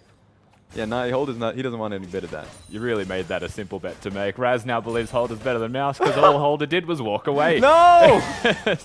In saying that, I will say a bit of added context for you is that Holder has only played carries. Mouse is known for Mundo, for tanks, and they've both had pretty good games. It's engaged in the mid lane. Okay, Kulua taking a lot of damage off himself, going out the shield, but he's going to get out of there. Ben frozen in stasis. Speaking of stasis, Pepper needs to stay here for a little bit while longer, but it's going to be easy to kill him. Kiwi, one-way road to death. But I think right now Rogue Warriors are... Wait a minute, Holder. Holder about to get the kill on the CA, but a lot of them... Oh my god, the man won't stop. Find that kill, buddy. That's a quadra kill for him. Yeah, 4 kills for Holder. Rogue Warriors win the team fight very comprehensively, pushing forwards now. They'll get themselves the mid lane in a turret. They may even consider going further, and it could just be an inhibitor here, granted to Rogue Warriors by that team fight victory. Rusty, he's 7-1-0. He's a beast. He is killing it. Now, I remember the conversations we had since Rogue Warriors have locked in that first place spot was, yeah, get the new guys in there. Kiwi, Holder, they need that experience, that on-stage experience now that they've secured themselves in playoffs. This feels like a tryout period. You get to a point where Kiwi is not an absolute nuisance. He's not doing too poorly, but it's Holder in these team fights finding himself the backline immediately onto Mystic, and then moves towards CA. There's not much you can do the moment he's able to find you. Yeah, once he's on top of you, he just does so much damage and has so much mobility. That third kill also being gifted over to him by the Kindred trying to step up, not having the ultimate available, of course. And credit to Holder for what it's worth. He is playing very well on this Akali. He's been opened up on the map by the team fighting of WE, however, making sure that all of the fights are in skirmishes. And WE already spoke towards the engage that they've got and how it is mostly lacking. And they spent most of that fight kiting, but they didn't do the kiting in a front-to-back manner. So the Akali just picks off the flanks and finds 4. Yeah, Flatfleet put, this game is going way too quickly for WE's liking. Looking towards the items. Mystic's got his second item, sure. He's got his rapid-fire cannon, but he definitely needs his Infinity Edge. And if we're talking about CA, he's moving towards the Ardent sensor, nowhere near it. So the next fight is going to be the pretense that he's not going to have it. Yeah. Mystic's not going to have the damage. The damage simply isn't there for Team WE unless if 957 starts off hot. When you think about, let's say, Zillion, for all you NA fans out there, the way that you want to beat the Zillion is by making him ult himself. They love him. You know, by preventing him from ulting the big carry. I think that's also going to ring true here for the Lulu. Holder finds his pick. 957 has to pop his ultimate, but I don't know if he's going to be able to get out. That's not a lot of HP he's getting too. So Holder's he's just watching, he's waiting, gets the kill, but at the same time, kill happening at the top side. Kiwi, get your pick, buddy. Waiting for Pepper to stand firm. Ultimate death sentence there. There's no way you're coming out of that one alive. Not at all. They gang up around him. They lock him down. That's the jungler also gone for Team WE. And so Rogue Warriors are able to move forwards now to the Baron buff. When you look at what can they do to contest here, Team WE, the answer's not a whole lot. They don't have a lot of people left alive. It's Ben, Mystic, and Xie. They'd have to pull out a miracle to make that happen. And Holder, he's just going to play goalie anyway. He's not going to let you get to the pit. Yeah, he's making them hold that L at that point. 2 people dead, Pepper and 957 with pretty long death timers, 25 seconds it seemed like it. So you weren't going to have 2 of those members. It starts off, we didn't get to see this one because we already had the Akali getting the 1v1. Mystic really far up, Realm Warp coming in.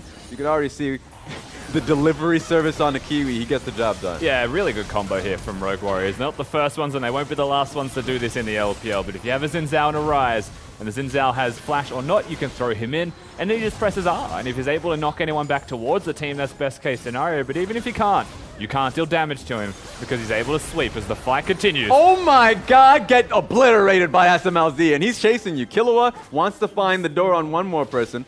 One more kill goes across there as Ben dies to follow suit. So, welcome to the LPL, where everything is an objective. Red buff, they ain't gonna give that one up.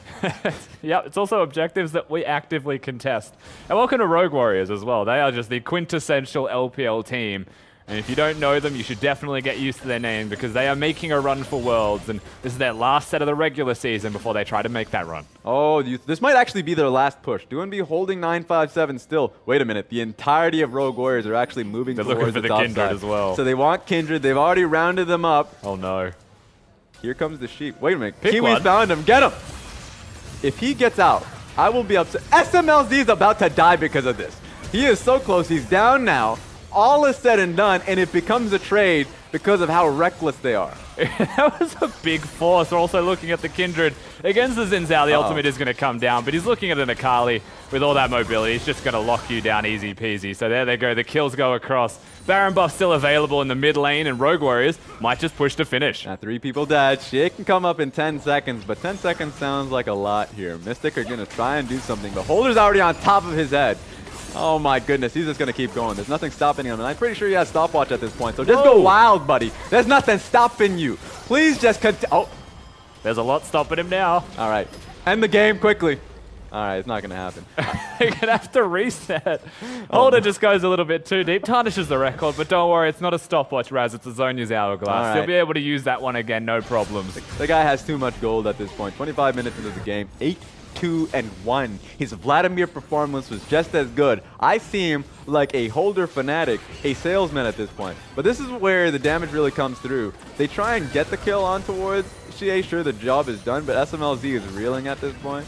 There's no first aid kit here, so gets the kill. Ben literally just bops him and flashes away.